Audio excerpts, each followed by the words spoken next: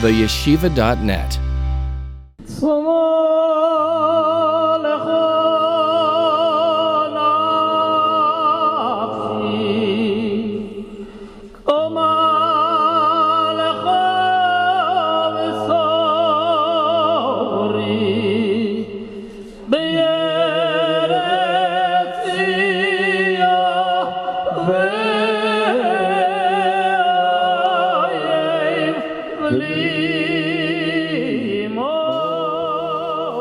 Let's begin with the first source in your source sheets,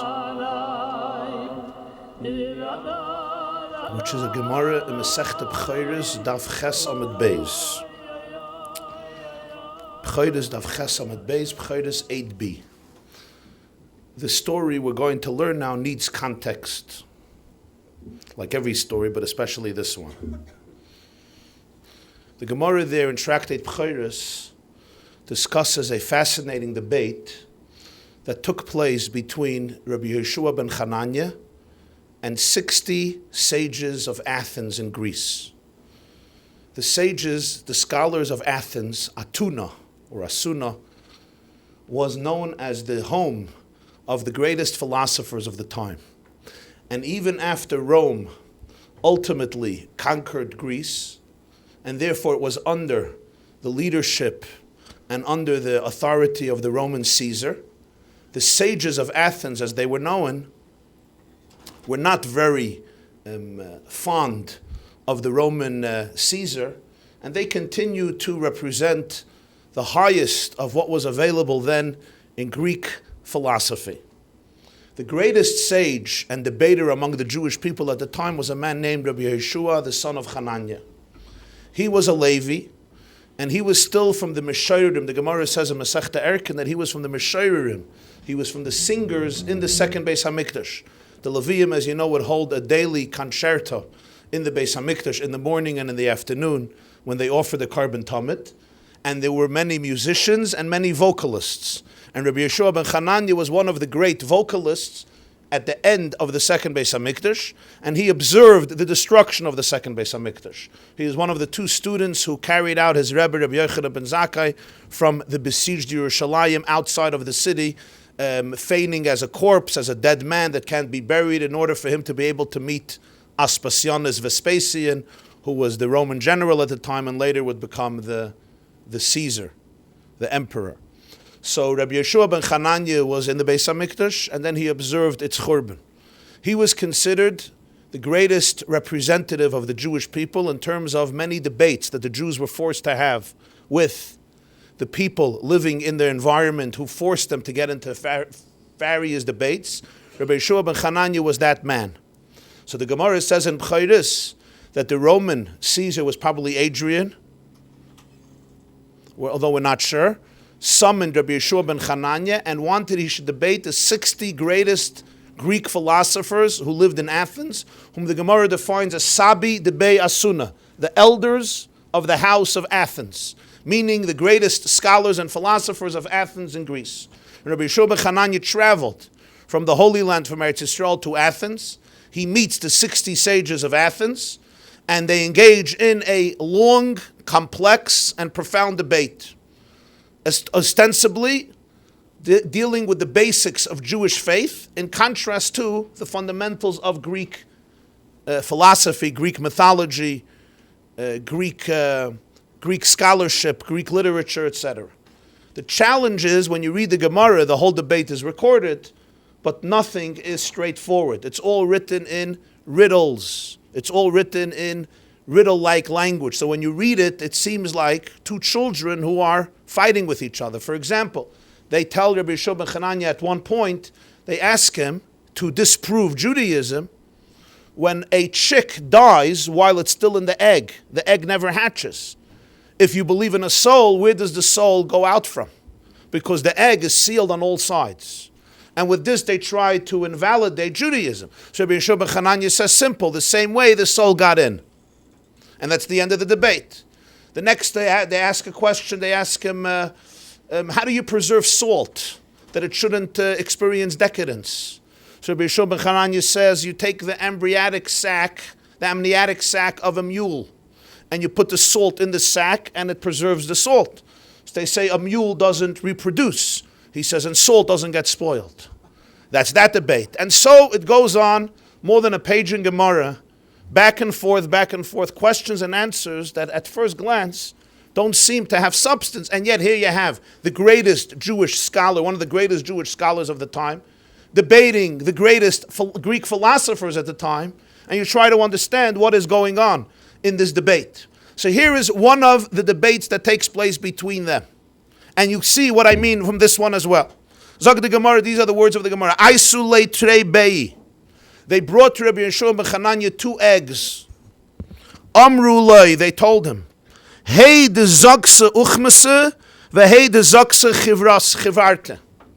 One egg came from a black hen, and one egg was laid by a white hen.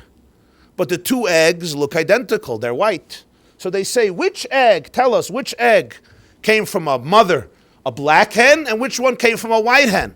Of course, there's no way for you to know. It's not like one egg is black and the other egg is white. So you could say this comes from a black hen and this comes from a white hen.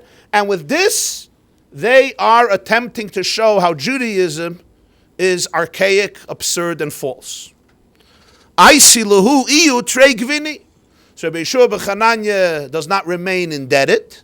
He brings 2 pieces of cheese. Amar lahu, and he tells them, Hey de izu uchmasi.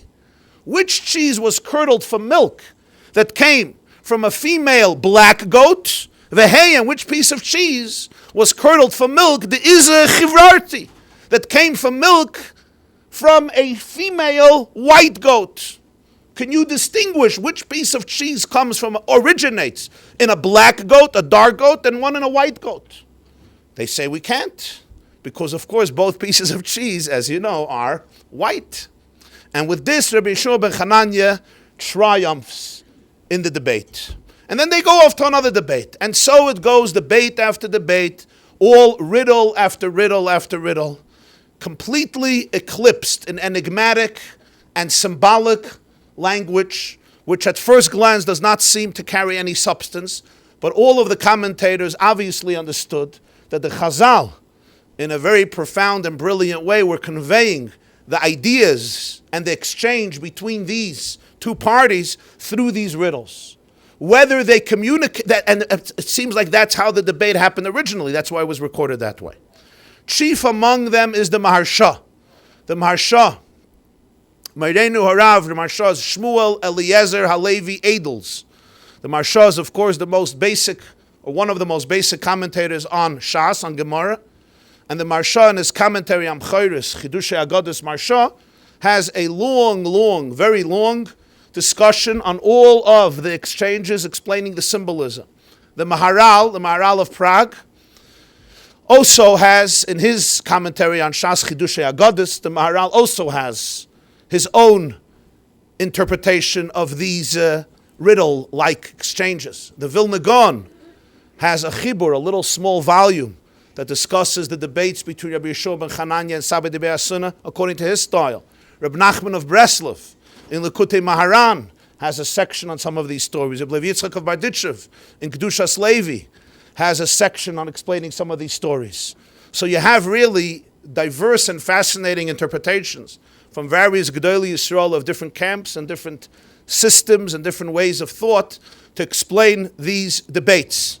And in different svarim, there's different explanations for different parts of the debates. But in the above-mentioned ones, they have it more in a systemized and organized way, although not all of them, besides, I think, the Maharsha. How do we understand this one? So what I'm going to present to you today, Be'ezer Hashem, is the perspective of the Maharsha. Chidushei Agados Maharsha. It's a short little piece. But in order to, I think, give it full clarity and depth, and bring out the full idea of what the Maharsha said, I'm going to change the subject for a few minutes as usual. Let's learn a shtickle Rambam in Hilchos Tainiyos Perek Hey, the laws of fasts. Zok the Rambam, this is the last chapter of the Rambam's laws of fasts, Hilchos Tainiyos. Yesham yomim shekol Yisrael misanim mehem mipnei hatzoros sheiru behen. There are days that all of the Jewish people fast because of the tragedies, the tzoros, the pain, the painful events that occurred. in order to arouse, inspire hearts, and open up the pathways of tshuva, of repentance, of return. The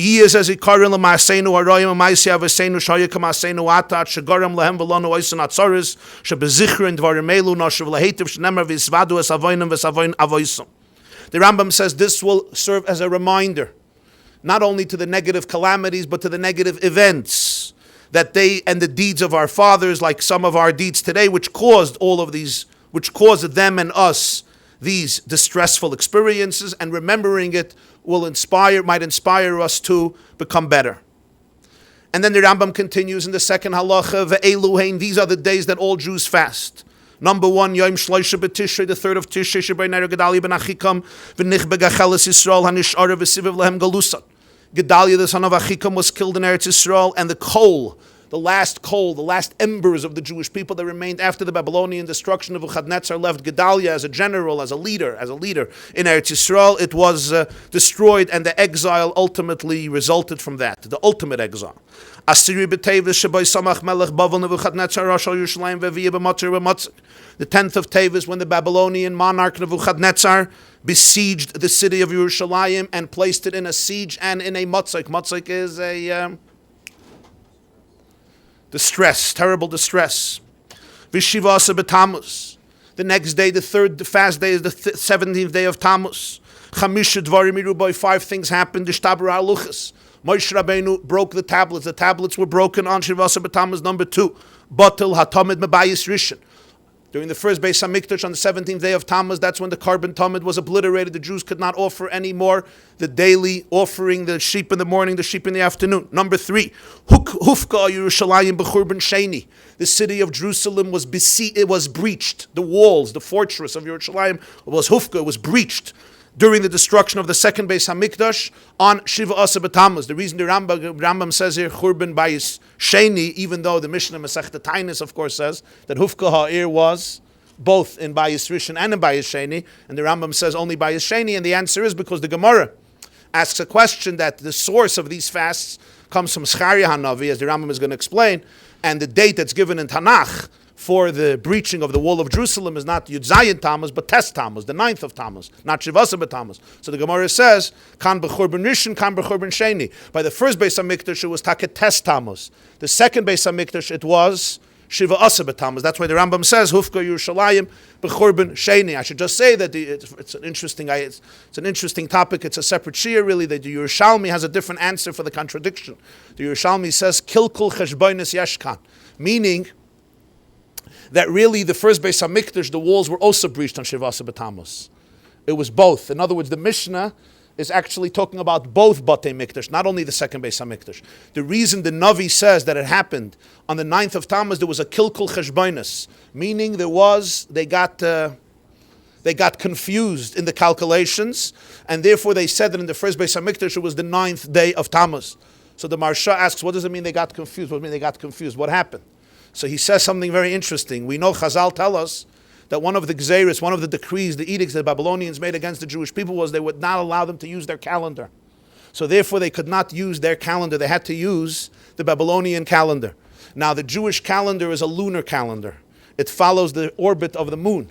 The Babylonian calendar, as today the Roman calendar, the secular calendar, the American calendar, whatever you want to call it, follows the solar orbit, not the lunar orbit. So therefore what happened was, when they counted the day, when they established what was the day that the wall in the first Beis HaMikdash, the wall of Yerushalayim during the first Beis HaMikdash was breached, it was really Shiva Asa b'Tammuz according to the lunar calendar. But they were not allowed to count anything according to that calendar, so they had to go according to the solar calendar. So basically what they gave was the solar date for it. It was the solar date. Now apparently what seems like when they established the fast, right, it became they were looking at the solar calendar, so therefore the equivalent of that in the lunar calendar was the wrong day. It was Tes Tammuz instead of Yud Zayin Tammuz. That's how the Yerushalmi explains the contradiction. But in any case, it's clear that this is a suffix. So therefore the Rambam keeps safe, and the Rambam just says that Hufku Yerushalayim b'churban sheni. I say this because the Magen Avram Paskins and Hilchas Tainin and the halachas of Tainis and Ohr Chaim that a Bal Nefesh, somebody with a sensitive soul, should also fast on the 9th day of Tamuz, because according to the Bavli in Bayis Rishon, that's when the wall was breached, and when the fast was established, it may have even been established then. Although they decided at the end to go with Shivasa b'Tamuz. First of all, because there's other reasons for Shivasa b'Tamuz, and also because the Churban of Bayis Sheni obviously was worse in many, many ways than Bayis Rishon, and its impact didn't last for 70 years. Its impact lasted for almost 2 millennia, till today. So the Magen Avram brings, but a Bal Nefesh should fast also test. But then he says, according to the Yerushalmi, no, because it happened both on Shivasa b'Tamuz. Okay, that's just in the brackets. The fourth thing is V'saraf HaPustumus HaRasha Sefer Torah. Apustumos, the wicked one, burnt a Sefer Torah. And the fifth one is Vehemet Tzelem Behechel. He put in a Tzelem, a pagan idol, into the Hechel, into the chamber. So these are the 5 reasons for Shivasa b'Tamuz. The Rambam continues, the fourth fast, Tisha B'Av Chamisha Dvarim Iruboy. 5 things happened. Nigzer al Yisrael b'midbar shlei yikansel la'aretz. There was a decree on the Jews in the desert, they won't go into Eretz Yisrael. Number 2, Charav habayis b'Rishaynu ubashniya. Here he says both the Beis HaMikdash was destroyed, it was burnt on Tisha B'Av, both the first one and the second one. The first one in 586 BCE, and the second one, as you know, either 68 after the Common Era, 69 after the Common Era, or 70 after the Common Era.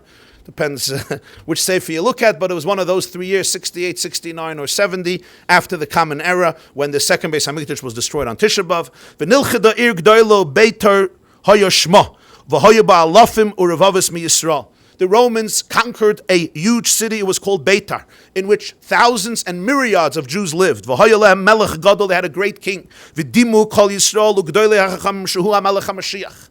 And all of the Jews and the greatest of the sages, which includes, of course, Rabbi Akiva, as the Gemara says and the Rambam himself says in Hilchos Malachim, believed or they imagined that he was Mashiach. V'nafal b'yad goyim, but he was ultimately defeated. He fell. V'nergu kulam, and all were murdered. V'haisat tzara g'dola k'mei churban hamikdash, and this was a tzara like the churban of the Beis Hamikdash itself. And this happened approximately a little less than 1 century after the Churban Bayis Sheni.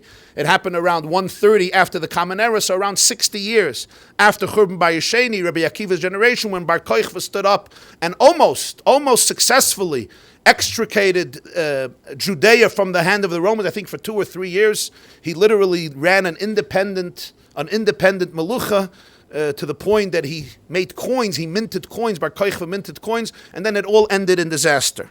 This happened on Tisha B'Av when Beitar was conquered. And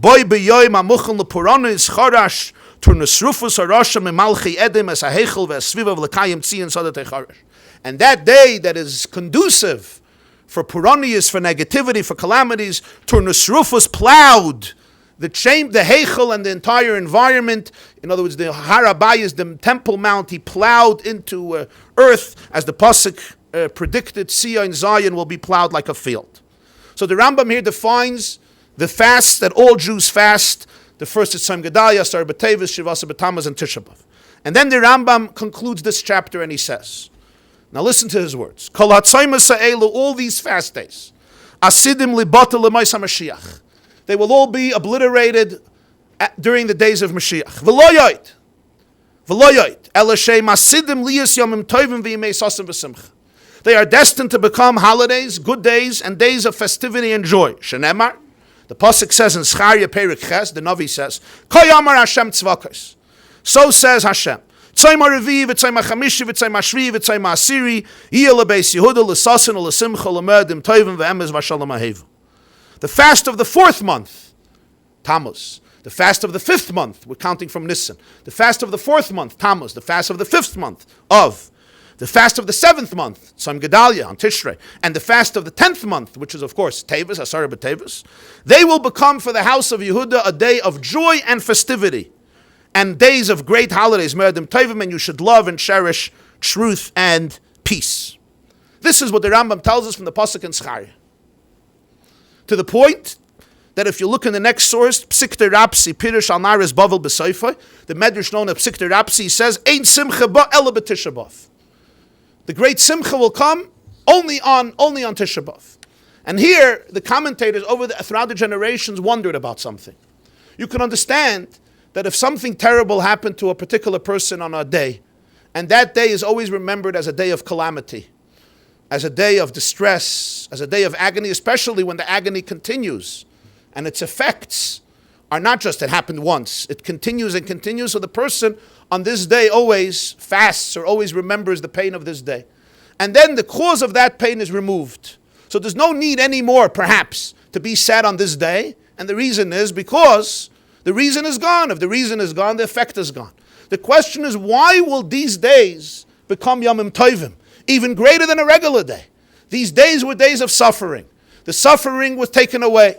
Mashiach comes b'meira b'yameinu, so there's no reason to fast. Not on Asara B'Tevis, not Tzom Gedalia, not Shivasa B'Tamuz, not Tisha B'Av. Because the cause for these fasts is gone. The cause was the tragedies that happened on that day that ultimately culminated in the Churban Beis HaMikdash, as the Rambam describes. Once the cause is gone, I understand that these days are now fine days. They're normal days. So they're not worse than any other day. But what makes them superior to the other days? To the point that we say that they're all going to become unique holidays and Yomim Tovim. Why? Just because something terrible happened on that day. Something terrible happened that day, so it's actually a bad day. Okay? Baruch Hashem. The negativity was removed, so now the day is back to a normal day. Nobody has to fast today anymore. So Mashiach comes, Sunday morning will be a shiur with a big breakfast. I'm not sure I'm going to be giving the shiur when Mashiach comes. Probably be some better people to give shiurim. But fine, the main thing is the breakfast. Who cares who gives the shiur? Okay. So Tisha B'Av, there'll be breakfast. Shivas B'Tamuz, there'll be breakfast. The whole sort of the 3 weeks that had to get at Ein Gehak, the middle of the summer. Finally, Jews are finished with Shavuos. Chatzkel Levenstein, the Mashgiach of Panovich, used to tell the Bacher, he says, you guys stay up a whole night of Shavuos to learn, and then you daven v'sikin, and the Nach geht men schlafen bis Elul. And then you go to sleep Shavuos in the morning after v'sikin till the month of Elul. So finally, after Shavuos, Jews have a little break before Elul and Tishrei and everything. So you have the 3 weeks that come in. So when Mashiach comes, the Sfarim even say Tamuz is Rosh Hashanah, Zmanei Tshuva, Memashmashim, Oboyim. The times of Tshuva are coming already in Tamuz. So it's going to be gone. So summer will be free from all the issues of the 9 days and the 3 weeks. Why is it transformed into a Yom Tif, into Sasan and Simcha? It's superior to any other day when no calamity happened, to the point that the Medrash says that the greatest Simcha ain't Simcha Ba, only on Tisha B'Av, Dafka on Tisha B'Av. Take a look in the next source. A shtickle from the Oyev Yisrael by the Apterov. One of the great and early Hasidic masters was a Jew known as Rabbi Avraham Yehoshua Heschel, who was the rabbi and the spiritual leader in the city of Apta, known as the Apter Rav. Later he moved to Yassi and then to Mezhebush in the Ukraine, where he is buried right near in the same area like the Baal Shem Tov in the city of Mezhebush. He passed away in the year, when the Apter Rav passed away, I believe in the year Tovkuf Pei Hey, right? 1825, I think in Nisan, Hey Nisan. Around 1825, he passed, 1825, maybe 1827. In the 1820s, the Apter Rav passed away. He wrote a few svarim. One of them is called Oyev Yisrael, the lover of the Jewish people, because that was the Apter Rav, Avraham Yehoshua Heschel of Apta. I think I told you once, I said yesterday in Shul maybe, that the Apter Rav once said that everything in Torah is about Avos Yisrael. Every parsha is about loving the Jewish people. So there was a Jew there who wasn't very fond of the Apter Rav and his way of thinking. He says, really, Parshas Balak. So he says, Parshas Balak, the name is Avos Yisrael. The man said, where's Parshas Balak Avos Yisrael? He said, look at Balak. Balak is a Rosh Tevis. It's an acronym, V'ahavta l'reacha kamaycha. So the man says, this is how Hasidim work. This is wonderful. V'ahavta is with a Vav, and Balak is with a Vez. Lamed, okay, l'reacha. Balak is with a Kuf, and kamaycha is with a Kaf. So where in the world did you get here after l'recha kamaycha? So the Apter Rav tells him, "Asakum to Avos Yisrael, daf benish tazay medayik zayin and pratim." When it comes to Avos Yisrael, you don't have to get caught up with details. What the Apter Rav was trying to tell him is, I know very well the spelling of Balak. I'm trying to teach you a lesson. And that is, if you're going to get obsessed with nuances and details, you will obsess for eternity. You will never be able to respect or have a relationship with anybody. You have to know what to look at, and you have to know what to look at, but not to see. Or as Bilam put it in Parshas Balak, Lehibit Oven B'Yakov V'Leiro Amal Omal B'Yisrael. Here's a shtickle from the Oyev Yisrael from the Apter Rav in Parshas Pinchas this week. Oyev Yisrael Rav HaKadosh Me'apter Parshas Pinchas, quote, Lama koirin Parshas Pinchas b'Shabbos bein ha-mitzarim b'Rosh Hashanah. Why is it that Parshas Pinchas is most years read the first Shabbos of bein ha-mitzarim of the 3 weeks? Asher kol ikrei ha-moyadim ksuvim b'Parsha zu. When you look at Parshas Pinchas, all of the main holidays of the Jewish calendar are all in Parshas Pinchas. The source is Parshas Pinchas throughout the whole calendar. So it's fascinating. The 3 weeks, the bein ha-mitzarim, which represents the destruction of Yerushalayim and commemorates the destruction of the Beis HaMikdash, which ultimately put an end to all of the sacrifices that are discussed in Parshas Pinchas that you brought in the Beis HaMikdash on the holidays. And it's generally a parsha that deals with the happiest days of the Jewish calendar. It's always read during the saddest weeks of the Jewish calendar. This is the Apter Rav's question. And he says, Elu hachaf aleph yoyim sheben yud zayin Tamuz l'tu b'av he mekoyrim shorshim l'chol ha-moyedus shel Hashanah. Big words. The 21 days between the 17th of Tamuz and the 9th of Av, 3 weeks is of course 21 days, 7, 14, 21, are the sources and the roots for all the holidays of Judaism of the whole year. Shehin b'chlal and gamkin chaf aleph yom. Because if you look at our Yomim Tovim, they also make up 21 days. And he goes through the list. Hainu, you have like this, Shabbos. Every week we have a Yom Tif. Every once a week we have a holiday, a holy day actually, better. It's called Shabbos, so that's number 1. Number 2, we have Rosh Chodesh. These are of course the most frequent ones. It's every week or it's every month. Shabbos, Rosh Chodesh. Then you have Zayin Yemei HaPesach. You have 7 days of Pesach. Of course, the original Pesach is 7 days in Eretz Yisrael. So you have Shabbos, Rosh Chodesh, and 7 days of Pesach. So we have 9. Then you have Yom Chag HaShavuos, 1 day of Shavuos. So you have 10. Then you have Beis Yomim Shel Rosh Hashanah, 8 days of Rosh Hashanah. 2 days of Rosh Hashanah. So you have 12. Then you have Yom Kippur is 13. Then you have Ches Yemei HaSukkos. You have 8 days of Sukkos. Altogether you have 21 days. That covers the entire gamut of Yomim Tovim, Min HaTorah, biblical holidays that are recorded in Torah, Shabbos, Rosh Chodesh, and then you have Pesach, Shavuos, Rosh Hashanah, Yom Kippur, and Sukkos is 21 days. V'simonach, the simon, the mnemonic for this is, the pasuk says in Tehillim, Ach Toiv li Yisrael. Ach means only, but Ach also is Chaf Aleph 21. Aleph and Chaf. Or as another pasuk in Chav Gimel, in Mizmor LaDavid Hashem Roi, Ach Toiv Chesed Yirdefuni Kol Yemei Chayai, only good, but Ach Toiv Yisrael means there's only good for the Jewish people. What's only? Ach means the 21 days of Yomim Tovim. Ve'elu hachaf aleph yoim shebein ha-mitzarim mekarim shorshim lahem. Says the Oyev Yisrael that the 21 days of the 3 weeks from Shivasa B'Tamuz till Tisha B'Av, they are the roots and they are the source for the 21 days of the Yomim Tovim throughout the whole year. All Shabbosim, Rosh Chodesh, Rosh Hashanah, Yom Kippur, Pesach, Shavuos, Sukkos. And he continues, Churban Abayis Haya B'Tes B'Av. The Churban of the Beis HaMikdash happened on the 10th day of Av. V'ois tes b'ksiva ashuris. When you write a tes in the way that what's known as ksiva ashuris, the original Lashon Kodesh, the way we write a Sefer Torah, roishay kafel l'soicha. You can see the tes here in the source that it's a unique letter. It's the only letter in the whole alphabet that the top goes inside. It gets doubled over and it goes inside into the tes. It doesn't extend outwards. It goes inside. L'rames, to teach kituvya gonus begaveh. Tes represents, the Gemara says in Baba Kama, learning now Baba Kama, those who are learning Daf Hayomi, whereas at Baba Kama Daf Nun, that Haroya Tes B'chaloim, somebody sees the letter Tes in his dream, so it's a very good sign because Tes is Toiv, and the first Tes in the whole Torah, the first time the letter Tes is brought in Torah is Vayara Lakim Es Ha'or Ki Toiv. So the letter Tes is associated with Toiv. But the Apter Rav says it's Tuvye Gonus Begaveh. The top of the tes comes down. In other words, it's concealed inside the tes. The toiv is concealed in the tes. That's why it comes in. So it's concealed in the womb, in the stomach of the tes. You don't see it on the outside. V'zeu tes of. That's what tes of is. Tisha B'Av, tes of, hainu, shehu yiyeh la'asid lavei of, v'rosh l'chal hamayah deskula. So this toiv of is going to be the father, the leader, the tes of, it's going to be the father of all the Yomim Tovim. V'az yiyu achaf aleph Yomim Tovim, g'doilim v'neirayim, asher ein laharich. That's to be the word ein. Then the 21 days will be awesome, great days that nobody can even imagine how great they're going to be. They are the sources of all the Yomim Tovim that we do today. In other words, today what is festive is the other 21 days. But really what we're going to find out is that the greatest festivity are the other 21 days of the 3 weeks. And they are the source of the Yomim Tovim that we have today. In other words, they're even more happy, they're even greater, they're more awesome. That's why Parshas Pinchas is read these days, because from these 3 weeks of the Bein HaMetzorim, all the other Yomim Tovim come from.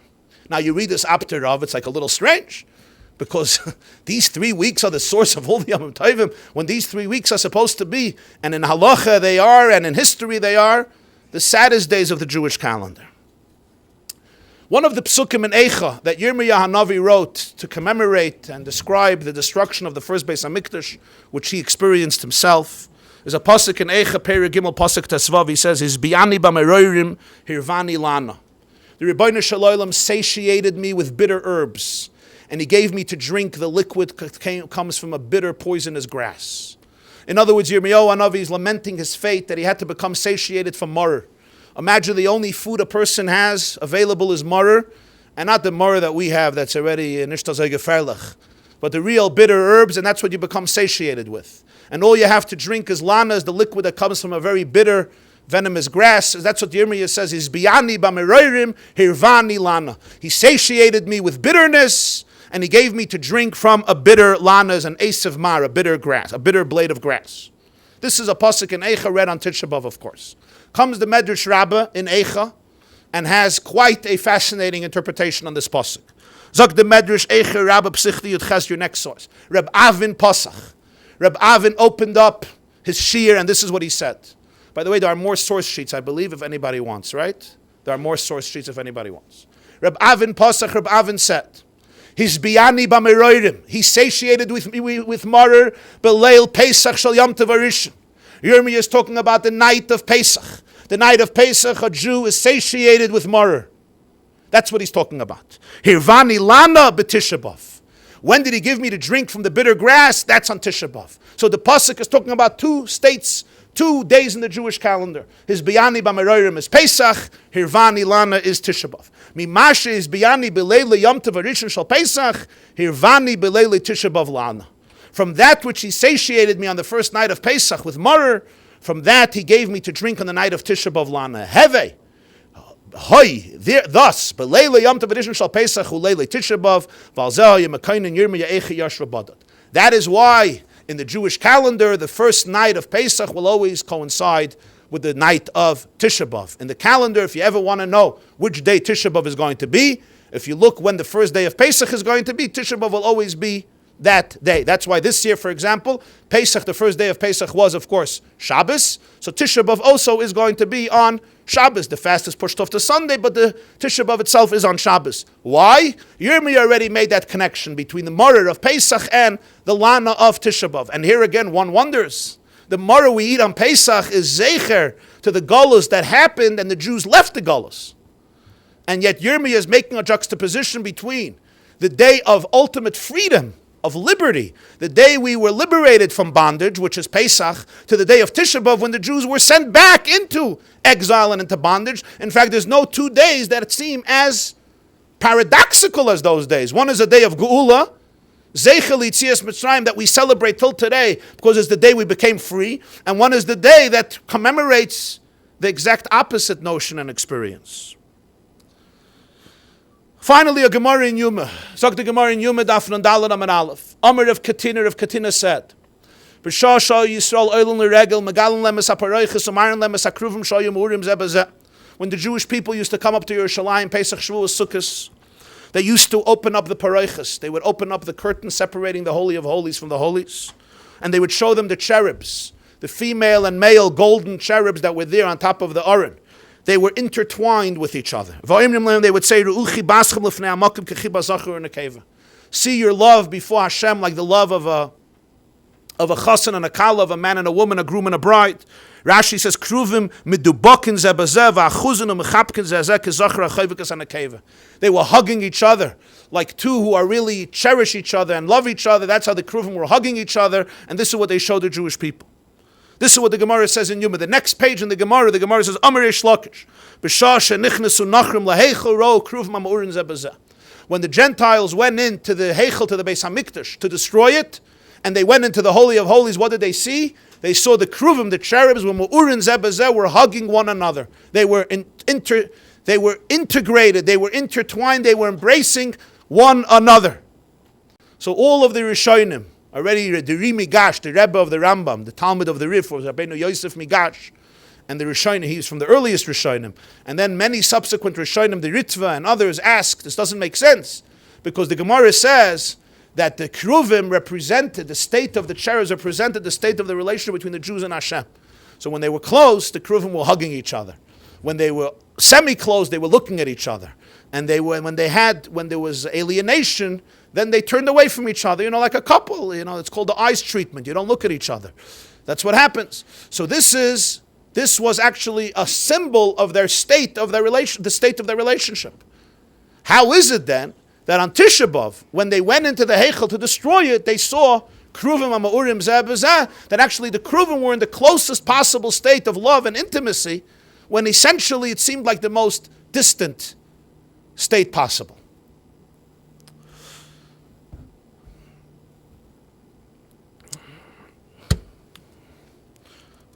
Let's learn, to begin the explanation of all of this, Be'ezer Hashem, let's learn a shtickle from the Maggid of Mezrich in a Sefer Ohr Torah Parshas Monsey. Maggid of Mezrich, as you know, was the successor of the Baal Shem Tov, the founder of Chassidus, passed away. Yutes Kislev Tovkuf Lamed Gimel, the 19th of Kislev, 1772. He has a few svarim. One of them is called Ohr Torah. On the Parshas, on Parshas Monsey, this is what he says. He quotes a pasuk in Monsey, Vayisu mimara vayavoyu elima. The Jews left Mara and they came to Elima. Going through the 42 journeys in the desert, they left Mara, they came to Elima. What happened in Mara? We know in Parshas Balak, in Parshas Beshalach, they came to Mara, and it's called Mara. Why? Because there was water and they couldn't drink the water, because it says, Ki marim heim, al kein kara shmai Mara, the water was bitter. So now they leave Mara and they come to a Lima. And there they find beautiful well springs of water and so forth. Pirish, what this means is, Al derech vayelchu shloishes mayim v'leimatzu mayim v'yavoyu marasa v'leyachlu lishtes mayim mimari ki marim heim. It says they walked for 3 days, they couldn't find water, they came to Mara, they couldn't drink the water. Why? Because it was bitter. It says v'leyachlu lishtes. What does it mean they couldn't drink? On a spiritual level, the story is a metaphor. Shaha'ava shebigvura loy nizgala lehem. They couldn't feel the love that exists in Gvura, the love that exists in strength and discipline.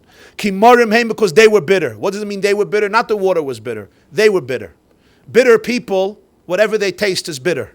When you're in a state of bitterness, nothing is good enough. What we call in our language chronic complainers. The reason nothing is ever good enough is because not ki marim heim, because the water was bitter. Because they were bitter. In Yiddish it's called bitter dimension. Bitter people, everything is bitter. Whatever you taste is bitter. Why? Because you're bitter. So this comes from the Maggid. The Maggid says, Pirush ha'am loy hayu toivim. They were in a state of bitterness. She'im hayu toivim, if they were in a state of goodness, hayu adirabah. Misham balahem toiva yisera. From the Mara water, they would have had even more benefit. Shebechol din yesh b'toiche chesed. Because in each din, in each judgment, there is kindness. They'll be able to break the shell of the din, they would discover the good. But because they were bitter, they couldn't find the ava in the gvura. This is the meaning, Vayisu mimara vayavoyu elima. There's going to be a little bit of mystical language here, which I'm going to explain, but I want to just read it. They left Mara and they came to Elima. Elima hu oisis elikim. Elima is the same letters like Hashem's name Elikim. Aleph, Lamed, Hey, Yud, Mem. Rakatsiru fukach, Eli ma.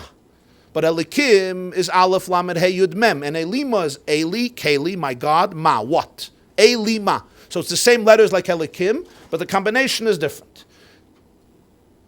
Ma, nikra davar she'enei musik. When you say ma, what, it's something that you can't comprehend. That's why you're saying what. If it's comprehensible, you wouldn't say what. So ma is something you don't comprehend. V'achesed shebedin enoi musik. The kindness that is in din, in severity, in judgment, is not comprehensible. So it's ma. It's not visible. It's not something you can easily wrap your brain around. So you say ma, what? V'zeu keli hu achesed uma loshen enei musik. So elima is keli ma. Keli is chesed. Pasuk says in Tehillim, chesed keil kol hayom.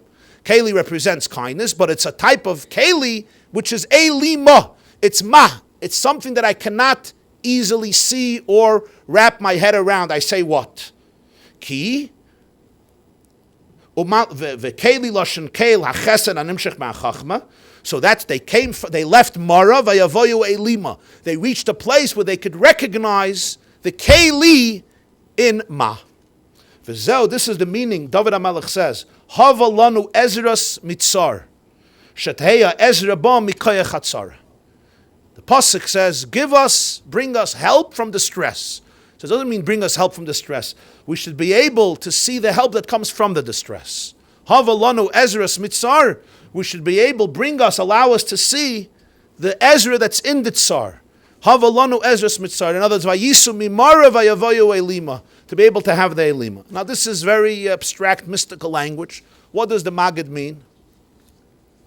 So there is a discourse from the Tzemach Tzedek who takes this shtickle Maggid and explains it at length. And it's pretty self-explanatory. I'm going to read it together with you. It's a shtickle from the Tzemach Tzedek. Tzemach Tzedek was the grandson, as you know, of the Baal HaTanya, the third Rebbe in the Chabad dynasty, Rebbe Menachem Mendel of Lubavitch, who passed away exactly 150 years ago. Tov Reish Chavav, 1866. So that's exactly 150 years ago. He has a set of svarim called Ohr Chaim, and in Parshas Monsey, on this pasuk, he brings the Maggid's interpretation, and he explains what it means. He gives it a few pages, explaining it at length in his style, in his unique style. But I took out a few paragraphs where he elaborates on this point, and he brings it back to the questions that we discussed earlier when it comes to the 3 weeks. And he's the one who makes that connection. So let's see what he says. The next piece, it's the second to the last paragraph here on your first source sheet. Ohr HaTorah la'adburat Tzemach Tzedek Parshas Maseh.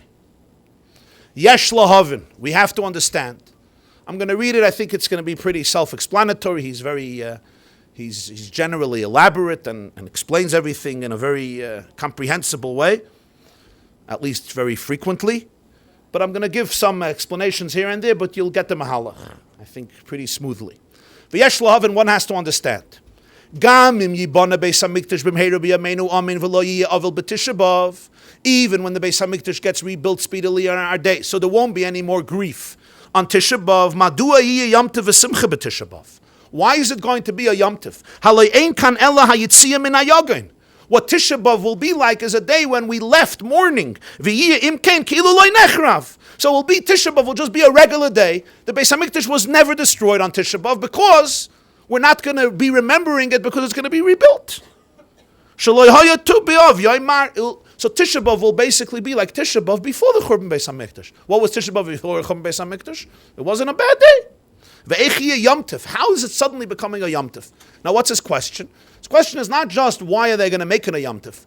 How is it a Yom Tov? A Yom Tov is not just we decide that we need a day of vacation, so we make a Yom Tov. A Yom Tov is a day in which there's a special, intense, sacred energy that turns it into a different type of day, in the sense of the godliness that's available on that day, the holiness that dwells in that day, the opportunities that are available on that day. What makes it a Yom Tov? It's a day of terrible tragedy. The tragedy is gone, like we said before, so it's a regular day. No, there's something in it that turns it into a unique day, a Yom Tov.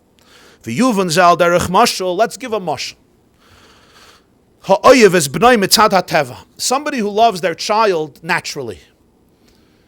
A regular parent, a father, certainly a mother, loves a child naturally. The love that the father has to the son is perpetual. It's always there. See, he's now describing fathers. But fathers don't always know how to show it. The love is concealed in the nature of a father to a son. Today, many men are becoming a little more feminine, so maybe they're learning how to show it. But certainly at this point when this was written, it was concealed. The love is there. It's no question the love is there. But it's behelim beteva of leben, right? Plenty of people sitting in this room who never heard from their father how much he loves them. They would have loved to, but they have not. Achu behelim beteva of leben. It's concealed in the nature of the father to the son. V'hinei kshaben noifel haaretz. When the child falls down to the ground and hurts himself, what happens? Suddenly, the father emerges from his state of apparent coldness and apathy, and he'll do anything to the point of complete sacrifice to lift up his child from this space. Over here there's a Geschmacka Maisa about the author of this discourse. The Tzemach Tzedek himself was a Yassim from a very young age. He had a mother, her name was Rebbetzin Dvaira Leah, who was a daughter of the Balatanya. And she felt that there was a kitrug, a heavenly decree on her father to die very young. It's a whole story. She called in a Bezdin with a Sefer Torah, and she gave her life for her father. This was right before Rosh Hashanah, and then a day after Rosh Hashanah, she passed away. And she made a condition with her father that he's going to raise her son, who was a little baby. He was 2 years old. So the Alter Rebbe, the Balatanya, took in the Tzemach Tzedek, and he raised him like a child. So they would play sometimes, like a Zayda, or a father plays with a child. And once he had this Tzemach Tzedek, who was a baby on his lap. And from the picture, the Balatanya had a beautiful long beard. So he was caressing his Zayda's beard. And he was saying, Zayda, Zayda, Zayda, Zayda, Zayda, Zayda, Zaydi, Zaydi, my grandfather. So his grandfather asks him, he says, Das ist nicht der Zayda, das ist der Bart von der Zayda. Wo is the Zayda? This is not the Zayda, this is the beard of the Zayda. Where's the Zayda? So he touches his cheeks. So he says, Das ist nicht der Zayda, das ist der Beckelach von der Zayda. The Pachi, Beckelach. These are the cheeks of the Zayda, it's not the Zayda. Where's the Zayda? So he touches his eyes. He says, Das ist nicht der Zayda, these are the eyes of the Zayda. Where's the Zayda? And so he goes to his head. He says, this is the head of the Zayda, it's not the Zayda, the mouth of the Zayda. Where's the Zayda? Tzemach Tzedek is stumped, or so his grandfather thought. Okay, he gets off his lap and he continues playing. He was mamash a baby. He continues playing. A few minutes later, the Balatanya was sitting wherever he was sitting, and suddenly he hears a scream. Ah! And he comes running, and his grandfather has his finger between the door, in the door, like it was stubbed by the door. His finger is like stuck in the door. So the Alter Rebbe Balatanya runs over to pick him up. He says, das is the Zayda. He says, that's the grandfather. That's the grandfather. Here it came out. Of course, he didn't hurt his finger. He just made his whole shtick to be able to get him. And that scream came running to him. He says, das is the Zayda. This was his shtick. We call a deep child. Butzin makat v'yediyah. So when this child falls and is in a mess, and when you say falls here, it doesn't necessarily mean falls physically. That, of course, too. But falls psychologically, emotionally, spiritually. The father himself did not know he loved his son so much. He may have not known, he may have not seen his love so much as how it comes out after the child falls. Then it gives another example. Or he makes himself dirty with excrement. And again, he either means physical or sometimes other forms of excrement. Azai. So of course, if it's unintentional, so the love will come out in the sense that he'll lift him up and he'll caress him and he'll embrace him. And what if it's intentional? The child is gravitating there. Azai yirgaz v'yichas alava av ma'oid alal hushbal v'nimas kolkach. The father will be very upset and will express to the child this upsetness for the fact that he lowered himself, he humbled himself, and he made himself so disgusting. Now sometimes this upsetness may result in din gomer. Din gomer means absolute severity. Din as in strictness, judgment, discipline, absolute discipline. He may strike him or rebuke him for it, chastise him for it. But the truth is, even though he strikes him verbally or whatever, physically, this was very traditional at the time, and he disciplines him, really what's behind it is his love. If he wouldn't love him, he wouldn't care that he fell, or that he hurt himself, or that he got himself dirty, or that he lowered himself, he made himself disgusting. Another child this happens to, it doesn't hurt him because it's not his child. Here he feels hurt. Why? Because of the love. So when he disciplines his child, what's behind the discipline? The fact that he cares, that he loves. On the contrary, in this anger, in this discipline, The word anger, okay, it could be misconstrued here. Let me use. In this discipline, the natural love comes out with tremendous revelation. Ubislavus rishvei esh, and with a glowing, fiery passion. Chukas oiza ava, the tremendous craving and intensity of love, beyeser se'es harbe, much more than mikemoy shahaya ha'ava tchila behelam belavavai, from the way the love was first in his heart concealed. Sharei machmas oiza avasei love naga lelavavai mashanitnaf b'tzayna. Because the reason he is so hurt by what happened to the child is because he loves him. The more the child is precious to you, the more you feel pain, the more you feel hurt. Nimtza, this means ha'avan is gabra yoiser b'shah shakaz v'ragaz alav. When he's disciplining the child, this love is really much stronger than when he's not. This is the internalized intensity of love. The love is so deep, to the effect, to the point that he's ready to manifest his love and discipline, which appears opposite of an external revelation of love. He's doing something which makes him look like somebody who doesn't like the child. He's doing something that externally is contrary to a chitzonius dike, to a revealed expression of love. The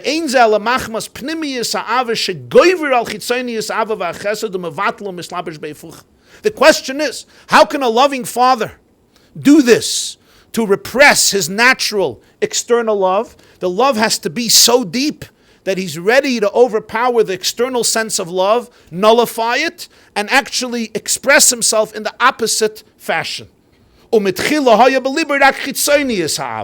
beginning there was only chitzonius ha'ava, and that's why he was kind. And now there's a deeper form of love, and that's why he's disciplining him.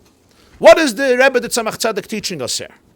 He's teaching us here in a roundabout way, but a gewaldike yisoid. You see, often we are used to the concept of punishment, discipline, anger, coming from a place of anger, of negativity.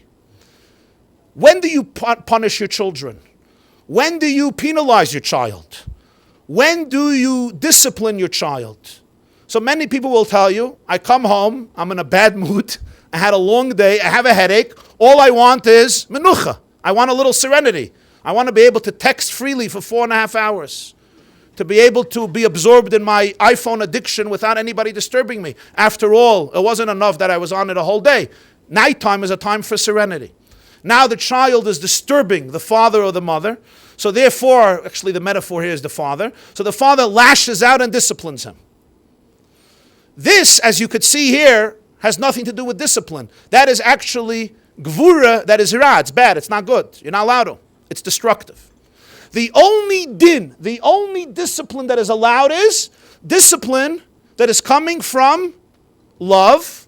And not only coming from love, it's coming from a deeper love than the love that you're expressing when you're kissing, hugging, embracing, and giving ice cream and taking your child on a trip.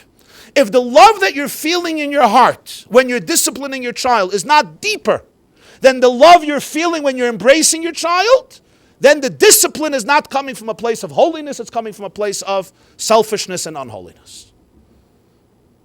As we'll see, it's not coming from a place of Yitzchak, it's coming from a place of Esav. Yitzchak had more love than Avraham.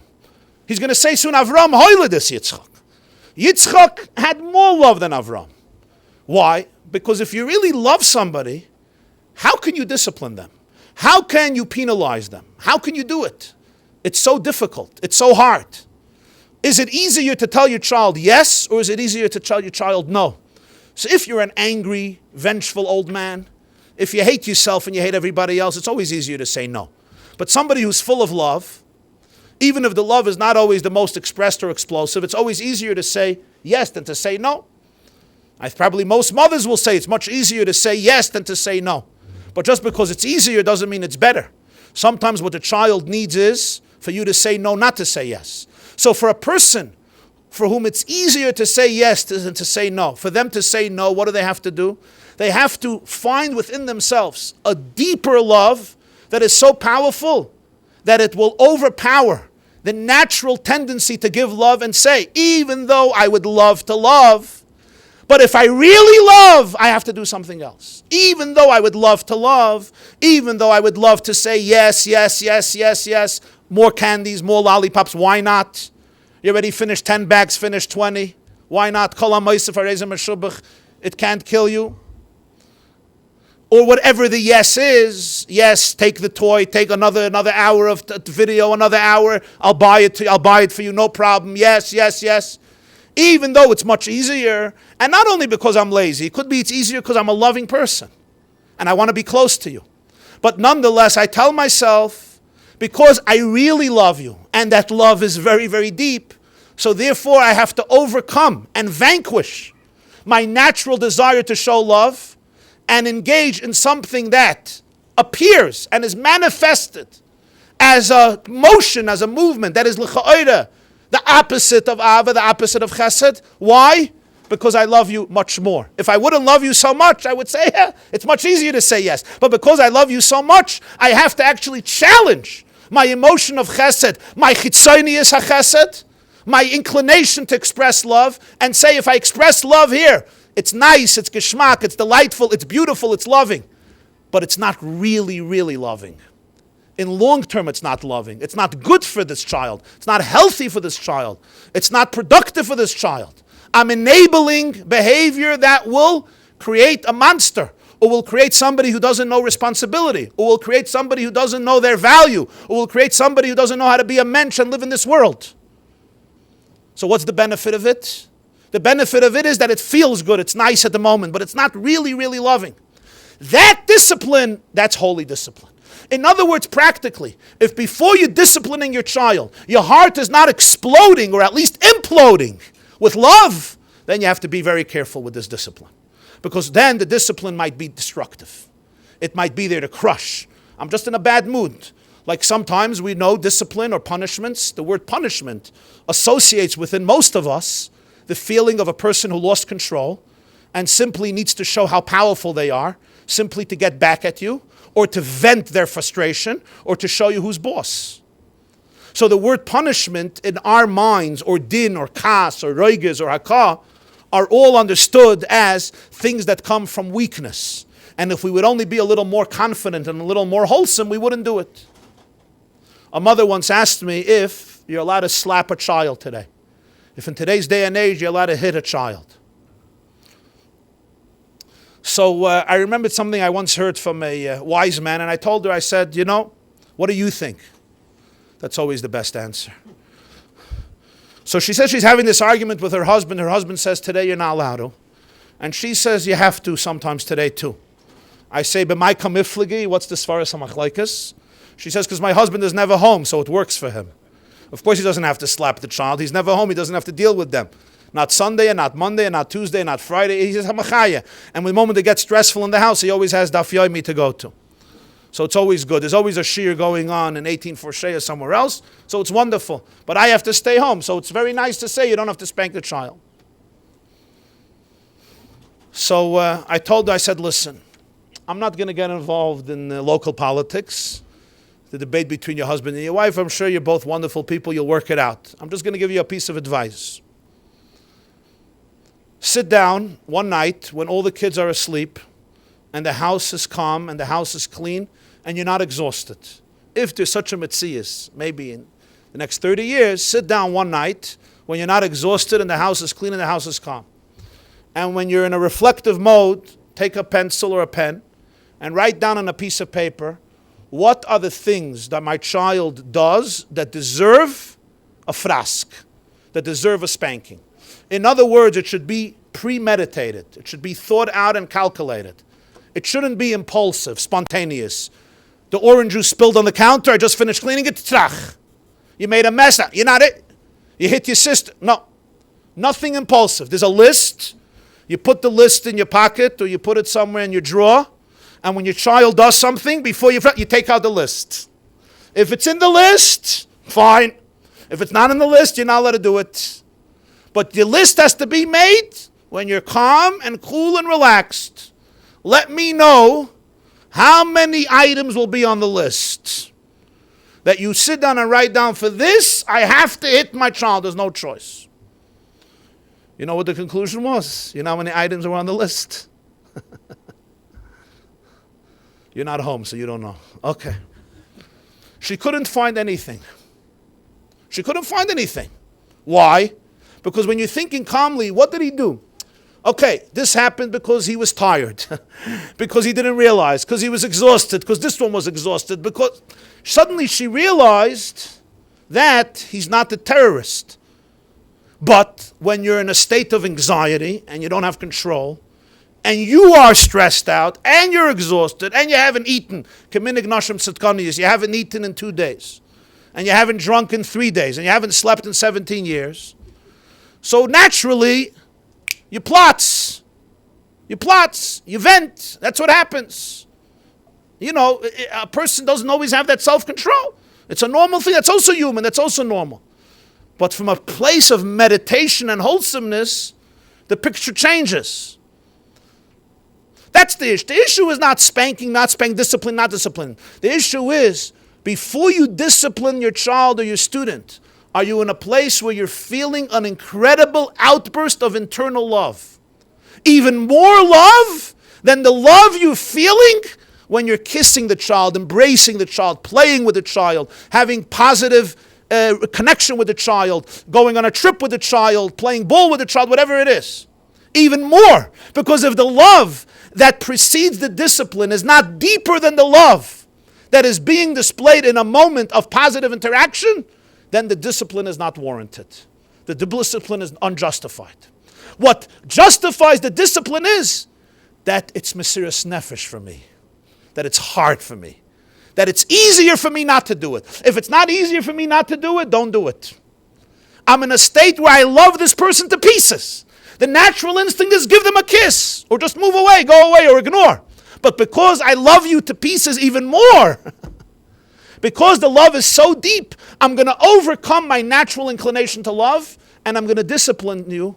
Why? Because I'm completely focused on what you need. Then you understand what type of punishment it's going to be. You understand how you're going to discipline the person. You understand what you will do and what you won't do. What if I'm not in that state? I'm not ready to discipline. Then I have to go to the gym, take a punching bag, punch it out 300 times. Maybe some of you have to go to a restaurant, eat a good meal. Maybe some people have to go to the garage, take a bat the tire 920 times, let out all the anger and frustration of the day. Maybe some people need to do 60 push-ups. Anyway, shatnisht. On a good day, shatnisht, even if you're not in a bad mood. And then you could maybe come home in a more wholesome way. But if it's not coming from a place of pnimiyus ha'ava, that's even more ava than regular ava, then it's not called holy din. Then it's something else. Then it's vengeance, anger, destruction, and it will result that way. When a person is disciplined not out of love, they often become crushed. They often are broken. And we all know the difference between the two types of discipline. In one, the child senses the depth of the love and concern. If not consciously, subconsciously. And in the other one, they sense a person who lost control. They're simply more powerful than me, and I have nothing to do. But when I get older, and it'll be my turn then, topsy-turvy, kol da'alam gvar. That's the distinction he's making. So this is the mashal that the Tzemach Tzedek is giving us to understand what discipline is in the Jewish Weltanschauung. Let's see further now. But this is the point you have to remember. Why is it coming from a deeper place of love? Because it takes sacrifice for you to repress the feeling of love and expressing it externally, and you're going to overcome that. How can you overcome that? It has to come from a deeper place of love. The love is so deep, it's coming from Pnimiyus Ha'ava. So now he continues, the fourth line from the top, after the 3 dots. Achislapshus gvuris v'din, shahapnimiyus ava mislabeshes bekas shal reigez la'akoisoi, dahainu b'havcha mamash. And yet, the depth of love is expressing itself through discipline. In other words, through the opposite.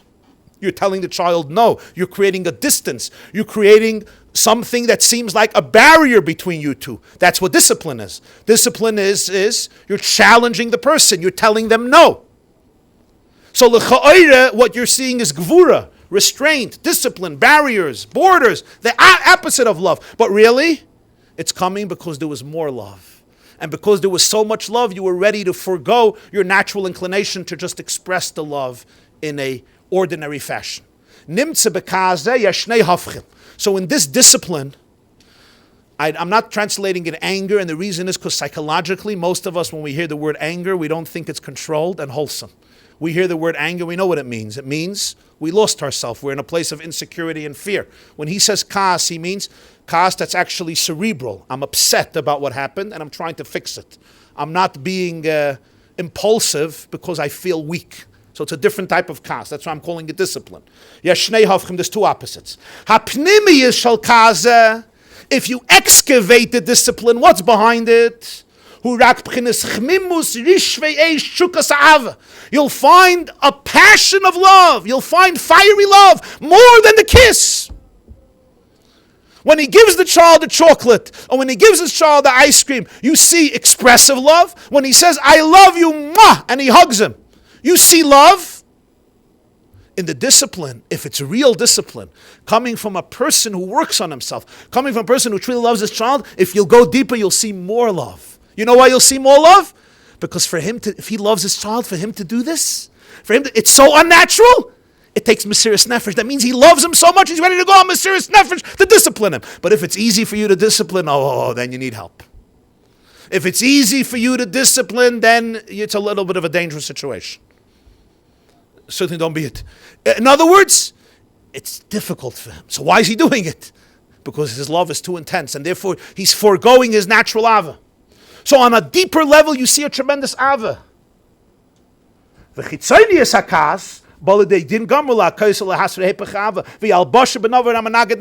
you look at it superficially, what do you see?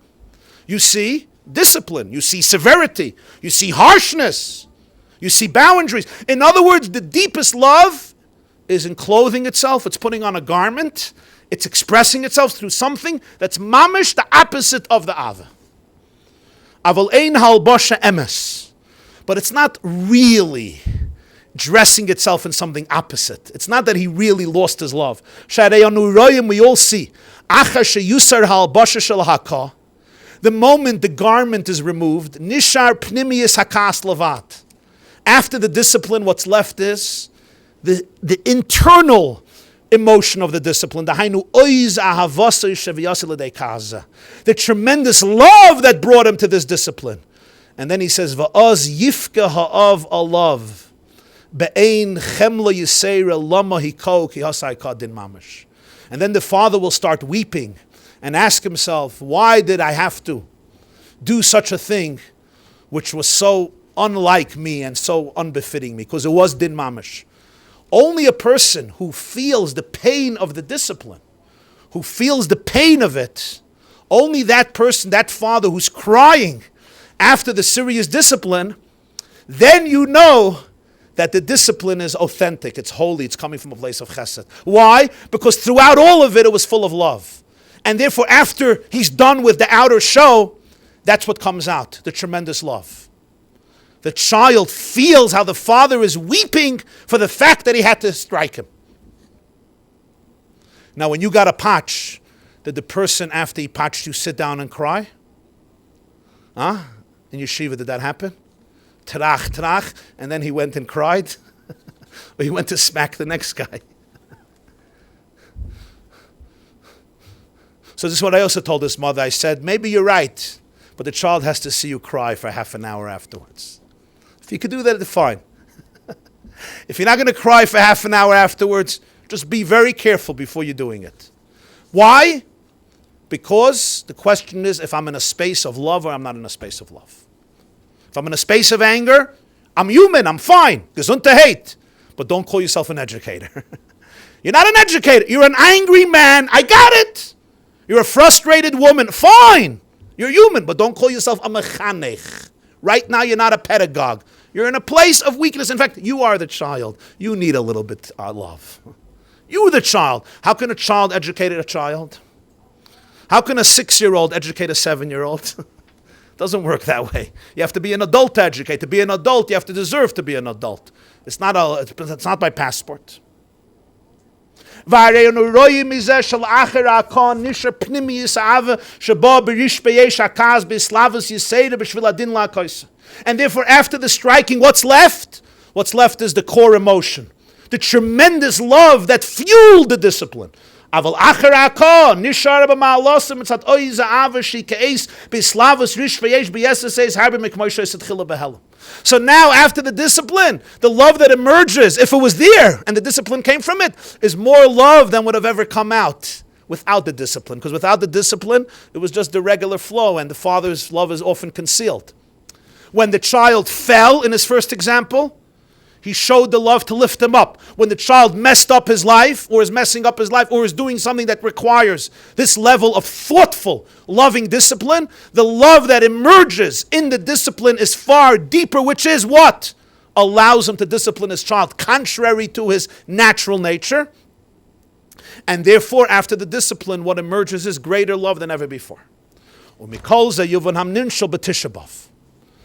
After this mashal, we can now go back to the 3 weeks and understand Tisha B'Av. Shenechrav Beis Hamikdash b'pnei avonos b'nei Yisrael shehaya b'bchinas kaas v'roiges gadol sheshafach keish chamasik k'mavur b'megillas Eicha. The Churban of the Beis Hamikdash was an expression like the Eicha, Megillas Eicha says, shafach keish chamasik. He poured out his wrath like fire. When we hear the word wrath, when we hear the word God's punishment, when we hear the word God, oynish, what do we feel like? Often in our mind, psychologically, we construe it as an angry, hopeless, vengeful energy that's there to strike you. In fact, ask most people honestly, if you had to close your eyes and instinctively write down on a piece of paper the first definition you have of Hashem. The moment you hear the word Hashem, the name Hashem, or the Ribono Shel Olam, or God, or HaKadosh Baruch Hu, or the Rebishter, or the Bashefer, or the Heilike Bashefer, whatever it is, the moment you hear that word, okay, instinctively, without thinking, what is the image that it conjures up in your mind? What is the picture that comes up? If you had to write down the first picture, or just see it, before you think about it, and before you analyze it, and before you dissect it, and before you meditate on it, because then the mind plays all the tricks. But before the tricks happen, before the mind games, what is the first image that comes up? Anybody wants to say? You don't have to all answer at once. You think for most people it's love? Huh? Eventually? Noch 120 years? Oh, vengeful. Okay. So one man says vengeance. What happens is, at 2 or 3 or 4 or 5, we paint in our child brain a picture of what God is. And when we're 30, 40, 50, 60, 70, we're usually still holding on to that picture. And when we hear the word Hashem, that immediately comes up. We may be adults, and we may have thought about it, maybe not, but that instinctive picture comes up. And if you cannot work on that, it's very hard to develop a powerful, loving, intense relationship with Hashem. People don't even realize this, because this is instinctive. It's so deep, they don't have to think about it. It just comes up initially. What is yours? Higher power. And what does the higher power look like? Okay. But you have a picture for it? Yeah, anybody? Fear, okay. Fear. So that's very intense. So the first thing we hear when we hear God is, some of us, fear. Or as somebody told me, a black cloud. Or somebody once told me, piercing eyes. 2 piercing eyes, very powerful eyes, right on them. Because that's what they were told. Or somebody once told me, their father. Their father was God. Somebody once told me their older brother was a madman. Whatever it is. So every person in their own way. I'm sure some people have also other images, you know. There was, they say there was a teacher who asked the kids to write down on a Hebrew school, a temple at a Hebrew school. So he asked the kids to write down on a piece of paper the first word they associate with God. So one wrote Chanukah, one wrote Purim, one wrote Yom Kippur, one wrote a menorah, one wrote Israel, one wrote Torah, Tefillah, whatever. And then somebody wrote a scale. So they said, why? What's the connection? So she says, he says, I don't know, I just know whenever my mother goes on the scale, she says, oh my God. So everybody associates God with some interesting picture, right? What he's trying to teach us here is that we have to be able to liberate ourselves from a paradigm and literally create a paradigm shift. And it's not easy to create a paradigm shift. That your greatest, the one who loves you more than anybody is Hashem. And the deepest form of love is the love that Hashem has to you. As the Baal Shem Tov once said, Hashem loves a Jew more than parents love an only child who was born when they were an older couple already and they couldn't have children and they had one child. The love that Hashem has to every Jew is infinitely greater than that love. In Zohar Parsha Shmos it says that if a person would know how much Hashem loves him, he would run after a relationship with Hashem faster than a lioness runs after her prey. You ever saw National Geographic, or you ever went to the African Kruger National Park, you ever saw how the lionesses run? You don't want to get in their way. Trust me, you don't want to get in their way. I once had a Monsey when I was in African Lions Park. It's a separate Monsey. So the Zohar says you would run after him faster than the lioness. Why? Because you would feel the love. The love would be unbelievable. Unbelievable. And yet very often, so much of our experience or our education teaches in a very deep way a Yiddishkeit that is filled with an underlying feeling of vengeance and anger and hate and rash, harsh, impulsive decisions coming from somebody who's looking for another excuse to punish and strike you down and debilitate you and curse you. And if not in this world, the barbecue is waiting in next world. And it's hot. It's very hot. And he puts some extra barbecue sauce too. Especially with a guy like you. And throughout life, people hear different messages. Now, sometimes the people who give those messages are just doing the best they can. They're teaching what they were taught. I cannot teach other people what I have not been taught. I can only teach people what I feel, what I know, either from my experience or from my knowledge. I can't teach anything else. So what I know about God or about Judaism is what I give over to my students, what I give over to my children, what I give over to the next generation. So there comes a point where healing has to happen. So I think a major objective of his explanation here is to try to create some healing. Now, healing doesn't mean there's no pain. There's a lot of pain and a lot of mystery and a lot of incomprehensible realities. But the question is, are we seeing it as vengeance or are we seeing it as ultimately coming from a source that believes in you maybe more than you believe in yourself and loves you may be more than you love yourself? And to be able to love yourself as much as you love him. That's, I think, a major objective in this explanation. So when we look at Megillas Eicha, or we look at Tisha B'Av, we look at the 3 weeks, what we get in our history and what we get in our experience is a lot of negative energy. You're not allowed to do this, you're not allowed to do this, you're not allowed to do this, you're not allowed to do this. And that's the halacha.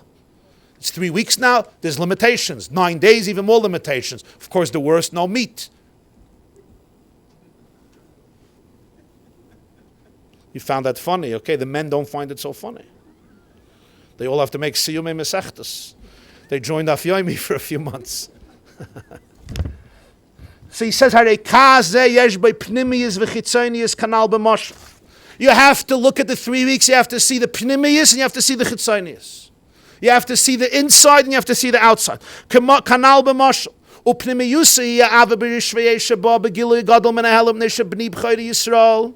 Haben Yakeli Ephraim, Yotzer Lashem Ma'od al Lichlucham Ba'avoinam Ba'avoin Bittul Torah, V'atzara Zel Machmas Pnimi Yisa'ava Davka Keniskelel V'Babidish Be'esh HaKas Ad Lahachri V'Lashkis Bila Hashem V'Leicham. You have to be able to look at the Pnimiyas, at the inside of Tisha B'Av in the 3 weeks. What is it? There's an absolute, intense explosion of Ava that comes out in the most revealed way from concealment. Why? Because I love the Jewish people infinitely. B'nei b'chayri Yisrael, ben Yakeli Ephraim. And to see the pain and the demoralization and the alienation and the filth and the toxicity that attached itself to the Jewish people creates tremendous, tremendous pain and agony in the entire system of reality and in Hashem himself because of the tremendous love. And it's expressed in all of the discipline and all of the Einshim, and all of the Bila Hashem V'loi Chama, when he says there's no compassion. So he says you could say no compassion means there's no compassion, or the compassion is so deep, it's expressing itself in a pain that is the exact opposite. The Pardes is a Kabbalistic work by the Ramak, Reb Moshe Cordovero. And the Pardes brings something from Sefer Aboy, which is one of the earliest works of Kabbalah by Reb Nechunya ben Akana. Hamayim haru v'yoldu afela. The water became pregnant and gave birth to darkness. Keinu b'medrash Rabbah Parshas Boy Parshat Tesvav. The Medrash Rabbah says the same thing.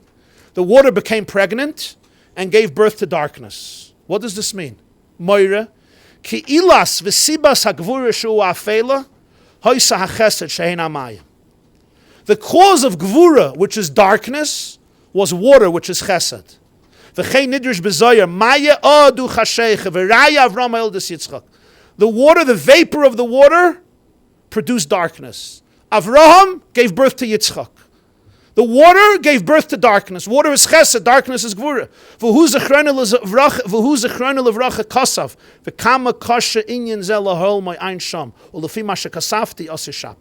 The Pardes quotes this statement from Medrash, Parshas Boy, and Kabbalah Sefer Aboy. Water became pregnant and gave birth to darkness.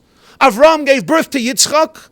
And the Pardes, Reb Moshe Cordovero, says, I can't comprehend this. This doesn't make sense. He says, according to what we explained, us Shapa, we understand. It's only the water that can give birth to darkness. It's only Avram that can give birth to Yitzchak. If the darkness is not coming from the water, in other words, if the Gvura is not coming from the Chesed, then it's bad. Then it's destructive. Then it's unholy. Then it's not godly. What gives Yitzchak his holiness is that he comes completely from Avram. Whenever darkness is not coming from a place of complete love and kindness, then it's really dark. If the darkness is coming from a place of love and kindness, then the dark is a garment, it's a cloak that has tremendous light in it. There's meaning in it, there's love in it, there's purpose in it. And if a person cannot experience the darkness coming from the water, then that darkness, if it's really not coming from the water, that's really dark. Ach b'chinas kas zeh shebali de din gomer la'achar she'asa hadin v'kol ha'roigas dainu la'asad lavei sheyuvru ha'gvuris kashas she'shafach ke'ish chamasai tishoyer pnimiyas ha'aver shoysim esoteres b'hakas. And when the discipline is done, what's left? Just the love. Va'aza yesh ribui toisvis or ba'or chesed elyon mikmashayat chila gilui ha'chesed v'ava she'rak b'chinas chitzaynis. And then it's much more love than you had initially, which was just external love. That's why la'asid lava. When this love comes out, Tisha B'Av becomes a happy day.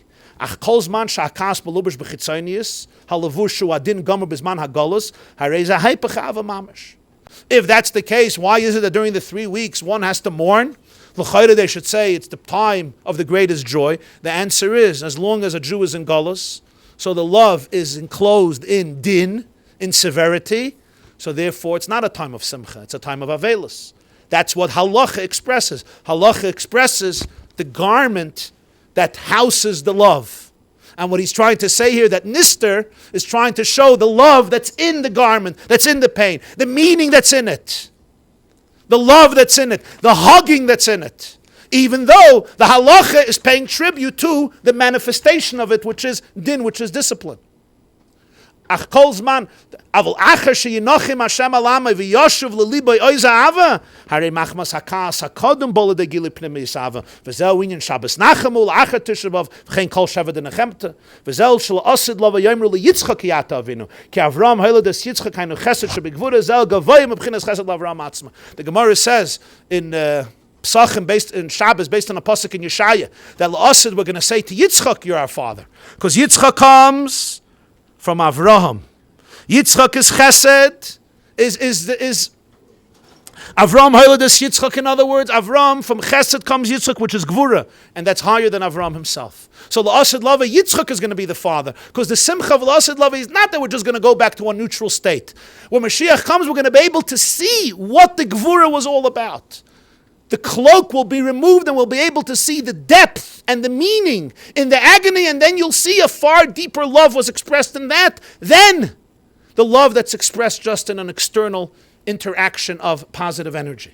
V'zeu inyan ha-medrash be'eicha pasuk is biyani b'merorim hirvani lava be'eicha simin gimel tasvav. His biyani b'merorim zeh yom tov rishon shel Pesach. The ksiv by al matzos u'merorim yechlu. Hirveni lana mashe is biyani bilel yom tov rishon shel Pesach. Hirvani bilel Tisha B'av lana have a leil yom tov rishon shel Pesach ulel Tisha B'av ad kan lashon ha-medrash. She Tisha B'av u'Pesach inyan echot. Kenoide mehasimin at bash. She Tisha B'av yachol b'yom shechal alav de Pesach v'zeu at. This is what the Medrash means. We come back that Pesach and Tisha B'av are connected. Morer on Pesach, Lana on Tisha B'av. And the Tur tells us in Ohr Chaim Siman Tov Chav Ches, At Bash, Aleph Tov, Beis Shin. So he says the first day of Pesach, Aleph, is Tov, is Tisha B'av. Tisha B'av will always be the first day of Pesach. Then Bash, Beis, the second day of Pesach is Shin, is Shavuos. And he goes through. He goes through all of them. Gimel Reish, the third day of Pesach will be Rosh Hashanah. He goes through the letters, how you figure out the whole calendar. Tur, Ohr Chaim Siman Tov Chav Ches. So it's an interesting thing that Tisha B'av and Pesach are always the same day. At Bash, Aleph Tov. What's the meaning of this? Now we'll understand the meaning. Essentially, Pesach was an expression of love. Tisha B'av was an expression of severity, judgment. Pesach represents Avraham. And then you have Tisha B'av, which represents Gvura. But what is that? It's the deeper love. It's the next stage after Pesach. His biyani b'merorim irvani lana, which allows Hashem to forego the desire to be externally loving and share something infinitely far deeper through this experience. V'hainu lefisha Tisha B'av hu akaz v'adin. Nimshach davke mitzat pnimiyus ha'ava. Asher chitzoni yusu b'chinas ha'izgalus chesed elyon shebiyom tov shel Pesach. This answers the question why the 3 weeks in Tisha B'av will become Yomim Tovim. The loy hanochem in hayogen belvad hu elegili pnimius oira ava v'chesed shemizgal alacher klois hayogen she'avel yoyna yosem megili ava shemikoidem. If Tisha B'av was just a day of negativity, and Shavasa Tamuz was just a day of negativity, so when Mashiach comes, it's over. So they're back to normal, neutral days.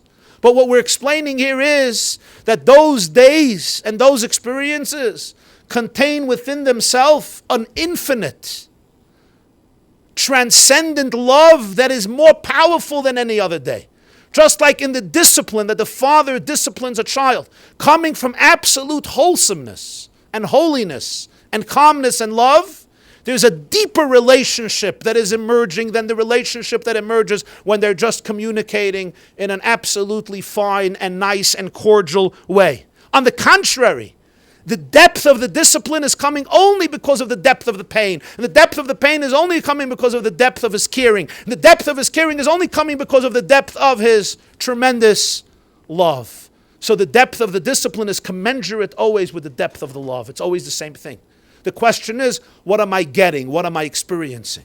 Am I experiencing only the outer layer, or am I experiencing the inner core? The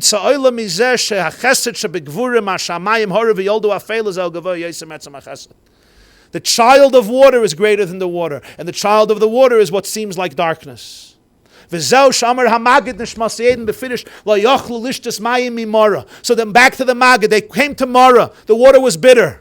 What does it mean the water was bitter? They couldn't drink it. Why? They couldn't see the love in the Gvura. They couldn't see the water, the sweetness in the water. They couldn't.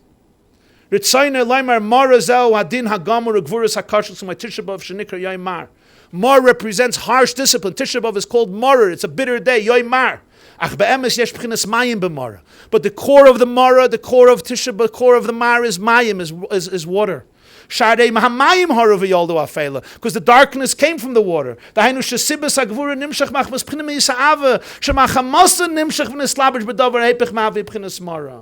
cause of the Gvura comes from the deep love, because that's the reason he manifested himself and enclosed himself in something called Mara. And then there's somebody who can understand this truthfully. In Mara they didn't understand it, so they couldn't drink the water.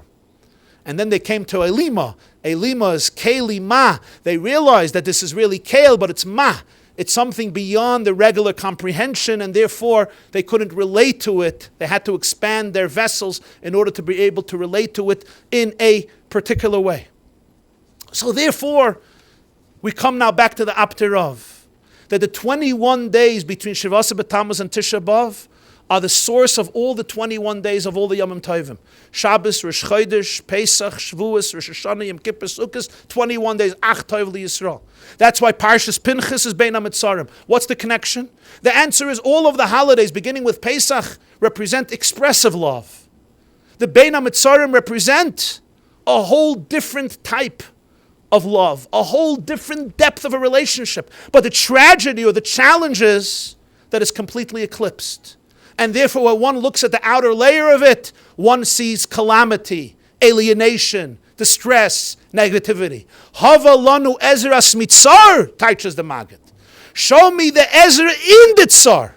Allow me to see life, not just to be able to ignore life, to be able to see in my life all the beauty, to see the love in my entire life, to be able to see the meaning in my entire life. So as the generations progress closer and closer to Mashiach, we see that the Chachmei HaKabbalah and the Chachmei HaChassidus try to pierce through the shell of Bein HaMitzarim.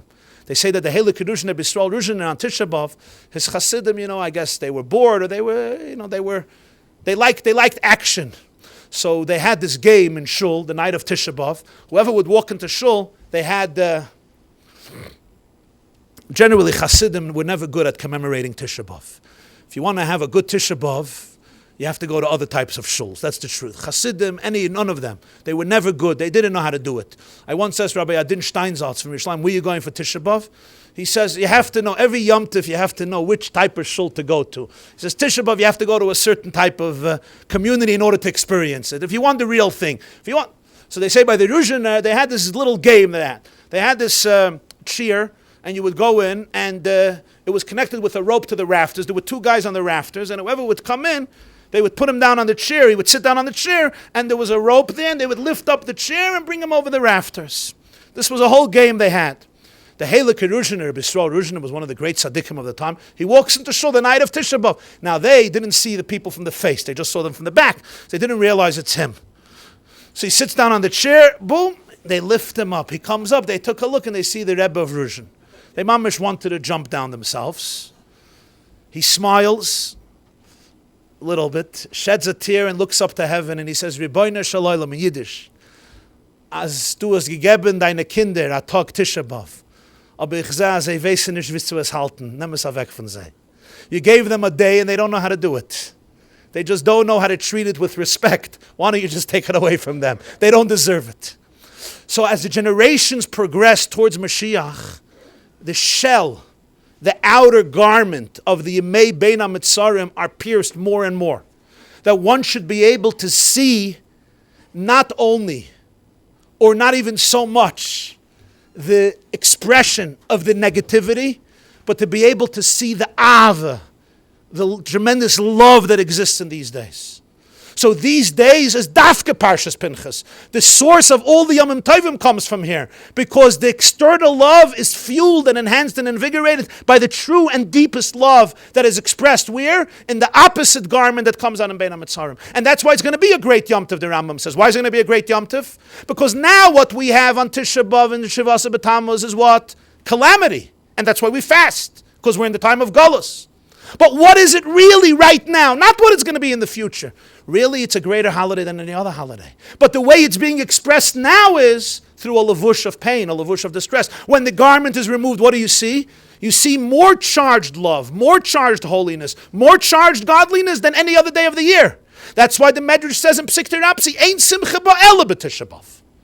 More than any other day, even more than Pesach. And that's why the Torah says At Bash, the first day of Pesach, is culminated in Tisha B'Av. His Biyani B'Meroirim is the first step. Hirvani Lana, Yirmiyah Navi says, is the next step. So when they came into the Heichel, what did they see? The cherubs, the Kruvim, the Gemara says in Yumin and Dalit, were hugging each other. Why hugging each other? Why hugging each other? This is the moment of the greatest alienation. On one level, yes, it's also the moment of the greatest intimacy. It's the moment of the greatest connection, the greatest intimacy. That's why the Bnei Yissaschar brings B'Shem the Maggid that The Arizal says, it's brought in Ohr Chaim, in Hilchas Tisha B'Av, we say Nachem on Tisha B'Av. Why? Because Mashiach is born on Tisha B'Av. What does it mean he was born on Tisha B'Av? So it's brought from the Maggid of Mezrich that when the Chkruvim Urin Zebazeh, that was intimacy. The Gemara says in Yavamas, Chayev Adam Lifkid Asishte B'Shash Yetzel Derech. Before a husband leaves, he has to be with his wife. Before Hashem was leaving on a long journey, he was connecting to the Bnei Yisrael in the deepest level, and from that intimacy is conceived the seed of Geula, the seed of Mashiach. That's on Tisha B'Av. So on one level, it's the time of ultimate alienation and churban. On another level, it's a time of the deepest intimacy, because in that din, you have deeper love than regular love. And that's why the father would forego his natural inclination to just be generous and giving and say yes, yes, yes. Why would he forego that natural inclination and sacrifice himself? Only because the love is so deep. And this is how it's expressed. So therefore, dafke then the kruvim more ravim zebazeh. The pasuk says in Eicha kol roit fer hisigua bein hamitzarim. It's called bein hamitzarim. All of the pursuers of the Jewish people found her bein hamitzarim, between the boundaries, between the borders, because the borders were so narrow. The Jews were caged in. So whoever wanted to get them, it was easy to get because they couldn't disperse. Kol roit fer hisigua bein hamitzarim. That's why it's called bein hamitzarim, between the borders. The Mezritcha Maggid said, Kol roit feha. Whoever is chasing after God, he's sigua bein hamitzarim. You could find him bein hamitzarim. The way you could find Hashem bein hamitzarim, you could find him in a way that you can't find him any other time of the year. Because if you really want to connect to your father and mother, that moment, when you think is the moment of alienation, it's really the greatest moment of love. So that's when you could connect to them in the deepest way. When you look your father in his eyes then, and you tell him something, you want to connect to him, oh, will he be connected? Because he's completely present, more even kivayachal than he's present any other time. He's sigur ben hamatzar. The Mori V'Shemesh, Reb Kleinimus Halevi, Reb Kleinimus Kalman Epstein, the student of the Noam Elimelech, writes in the name of his Rebbe, in the name of the Maggid, that the Shabboses of the Bein HaMitzarim, the 3 Shabboses of the 3 weeks, are greater than any other Shabbos of the year. Why? Because the Shabbos of the 3 weeks, you don't fast, and there's no mourning, and there's no grievance. This year, Tisha B'Tamuz, everybody ate. And Tisha B'Av Shechali is B'Shabbos, everybody eats. It says in Shulchan Aruch, in Ohr Chaim, Kesudas Shloima B'Shaita, you can eat. You can eat like Shloima Melech's meals. So on one hand, it's the middle of the 3 weeks. On the other hand, it's a day of Simcha. So it's a foretaste of the 3 weeks transformed into joy. So it's greater than any other Shabbos of the whole year, because it's already an expression of that love that comes out, that will come out when Mashiach comes, that the Rambam says at the end of Hilchas Tainis will be transformative. Based on all of this, we now come back to the debate in Masechta B'chayres. Reb David, you halting cup? Okay. So now we come back.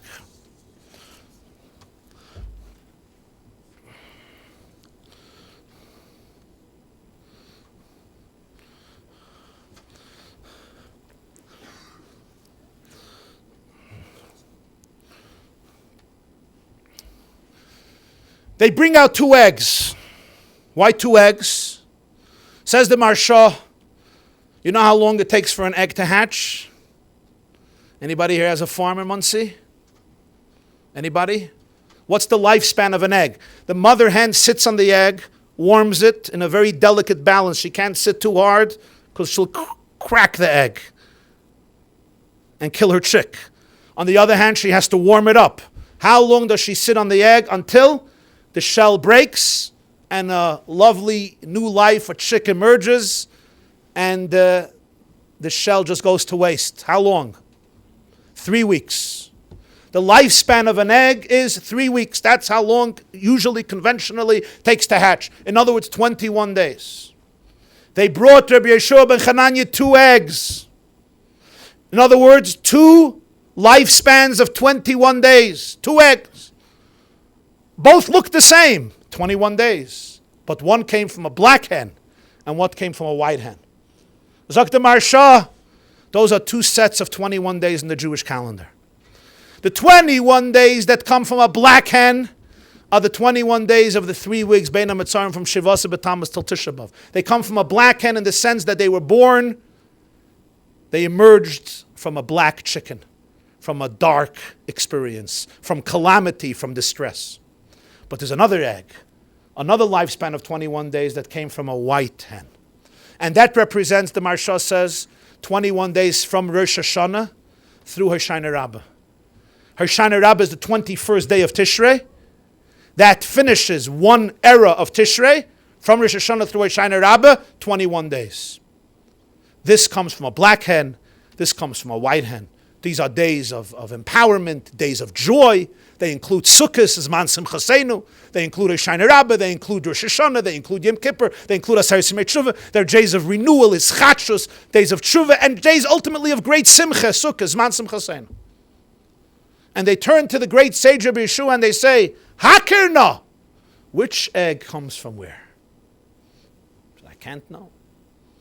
You know why you can't know? Because they're identical. What does this mean? This means that evil is as powerful as good. Blackness is as powerful as whiteness. Darkness is equivalent to light. Look, in your own calendar, you don't even have one extra day for joy than you have for calamity. And if you want to add the Apterov's Cheshbon, you could say, what's the second egg? All the 21 Yomim Tovim. Shabbos, Rosh Chodesh, 7 days of Pesach, 1 day of Shavuos, 2 days of Rosh Hashanah, 1 day of Yom Kippur, 8 days of Sukkot, 21. So your 21 days of calamity are completely, exactly equivalent with your 21 days of celebration. 2 eggs. And you can't even recognize the difference because they're identical. They're both 21 days. And what he's bringing out to Rabbi Shlomo Chananya in a very vivid and graphic way is that there's no more power to good than there is to evil. The world is a random place. You flip the quarter, you lift up, you throw up the quarter. Sometimes it lands heads, and sometimes it lands tails. The cookie crumbles for different people, different times, in different ways, which was a major idea in Greek philosophy. The world is ultimately random. And sometimes the weak are successful, sometimes they perish, usually they perish. Everything is random luck. Everything is equal. Everything is equivalent. What is more? What is more? They turn to Rabbi Shlomo Chananya and they say, look at your nation. You used to claim that you have a glorious destiny and a glorious mission in this world. You were liberated from Egypt. You were chosen by God as his people. He gave you a Torah. He led you through the desert. He took you into Eretz Yisrael. He gave you 2 Batei Mikdash. You were flying high. You were on top of the world. Chosen nation. Mamleches Kohen. But look at you now. Remember, this is Rabbi Shlomo Chananya survived the Churban. He saw it. Look at you. You were destroyed. You were massacred. It's not over yet, but it's getting there.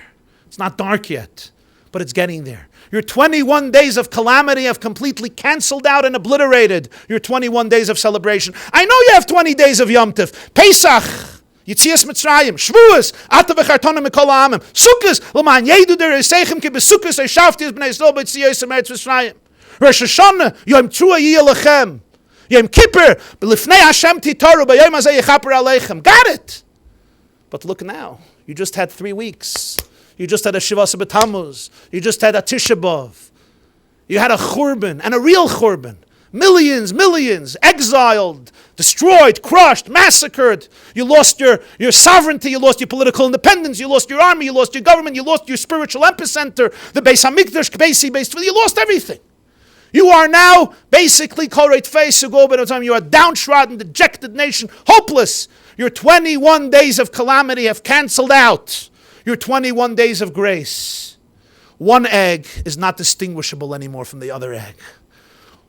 Any egg is as recognizable as the other egg because there's no power to the first once you have the second. It's not greater, it's not more significant. This, the Marsha says, is what they told Rabbi Shlomo Chananya.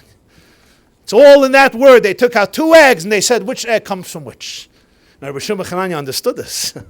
He understood that he didn't have to have a 2-hour shiur. That's why he was Rabbi Shlomo Chananya. What did he do? He took out 2 pieces of cheese.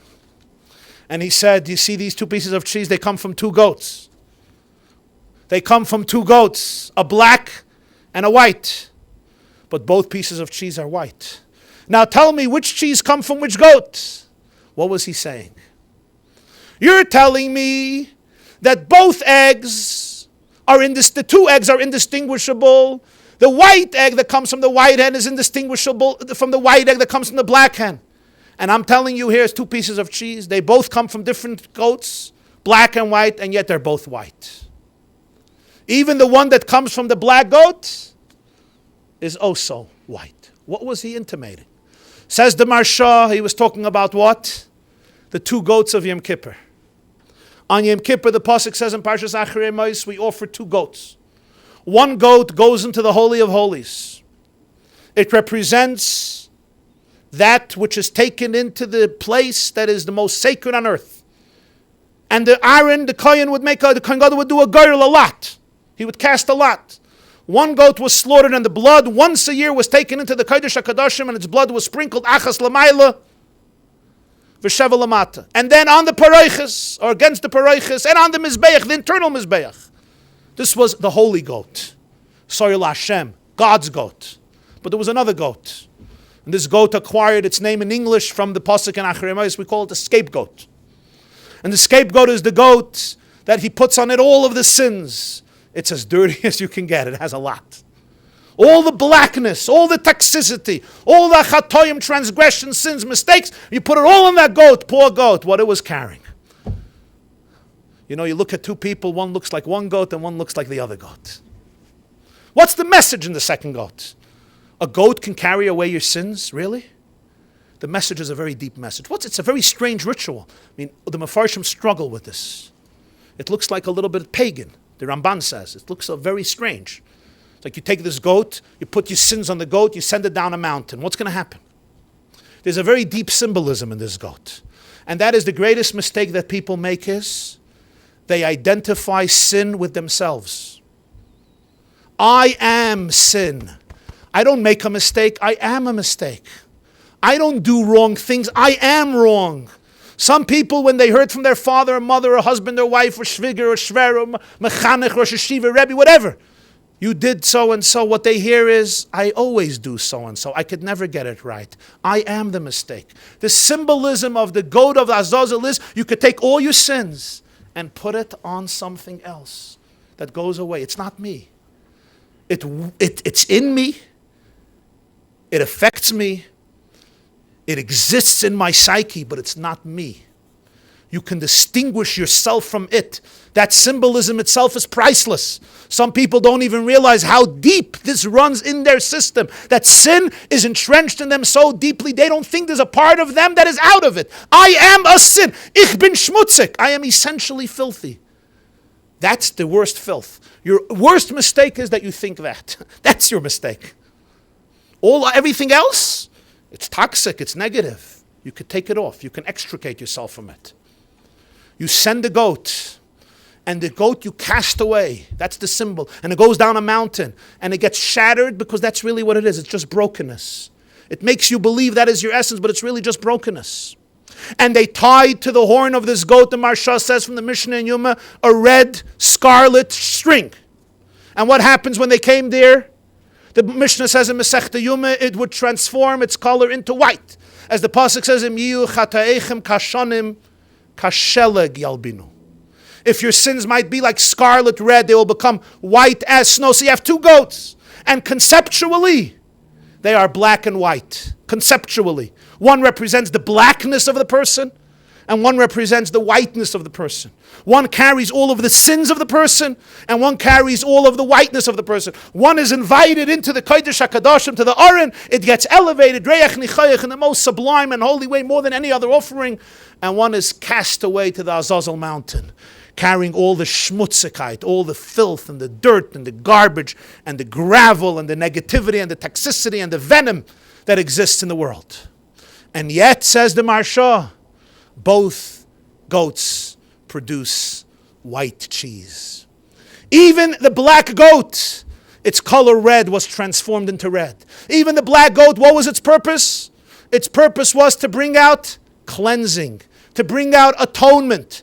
It brought out the purity of a person. It brought out the holiness of a person. It brought out the fact that I am not my sin. I am not my mistake. I am not my evil. I am not my toxicity. Essentially, I am wholesome, sacred, confident, optimistic, and beautiful. Essentially, I'm always in a state of well-being, and it's always there. It was always there. It can never be taken away. It can never be tarnished. It's always there, and it's always preserved. Everything else is additional. It's attached to me. So even the second goat as black as it was, superficially black. But internally, what was its message? Its message was that there is atonement, there's forgiveness, there's remedy, there's healing, there's recreation, there's tshuva, there's repentance. Both goats produce beautiful white cheese. One as white as the other. You can't say, oh, this cheese is not so white. It's black. It's as white. Why? Because the blackness is not as black as you think. The blackness really has within itself the potentiality for rejuvenation, for reinvigoration, for renaissance, for a new sense of whiteness. That's the second goat. So Rabbi Yeshua ben Chananya comes back to them and he says, now look at the two eggs. You know why they're indistinguishable? Not because evil is as powerful as good, and not because our calamities have canceled out our moments of grace. Because in the Jewish Weltanschauung, in the Jewish perspective, darkness is really another form of light. You know why the black egg, the egg that comes from the black hen is as white as the egg that comes from the white hen? Because even the blackness has a whiteness to it. It's not that darkness is as powerful as light.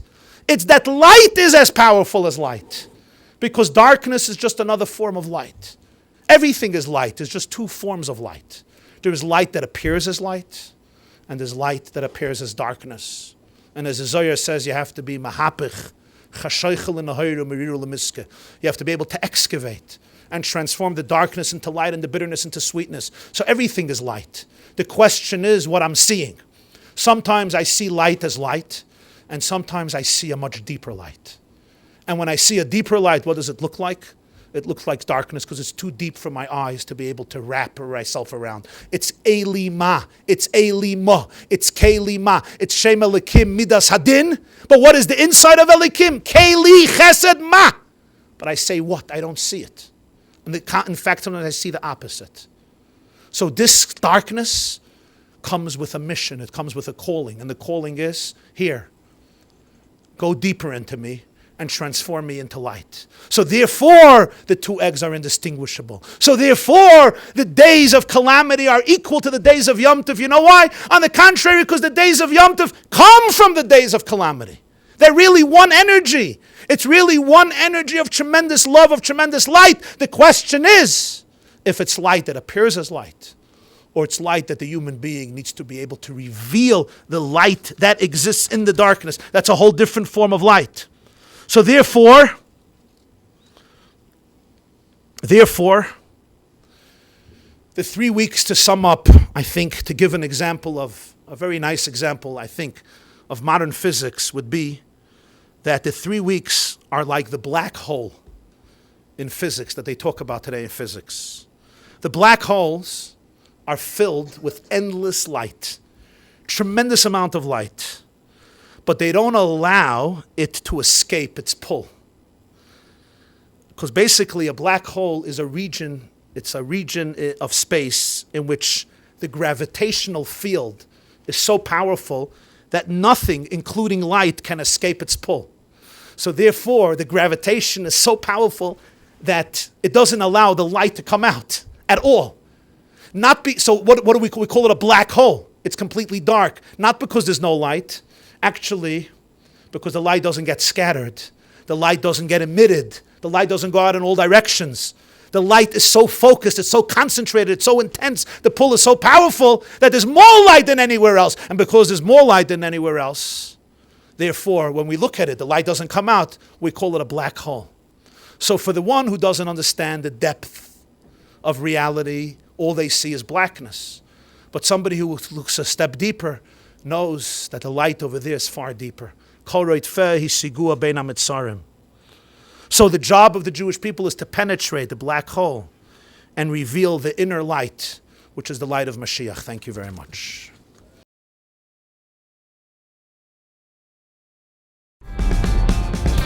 This class is brought to you by theyeshiva.net. Please help us continue the classes. Make even a small contribution at www.theyeshiva.net/donate.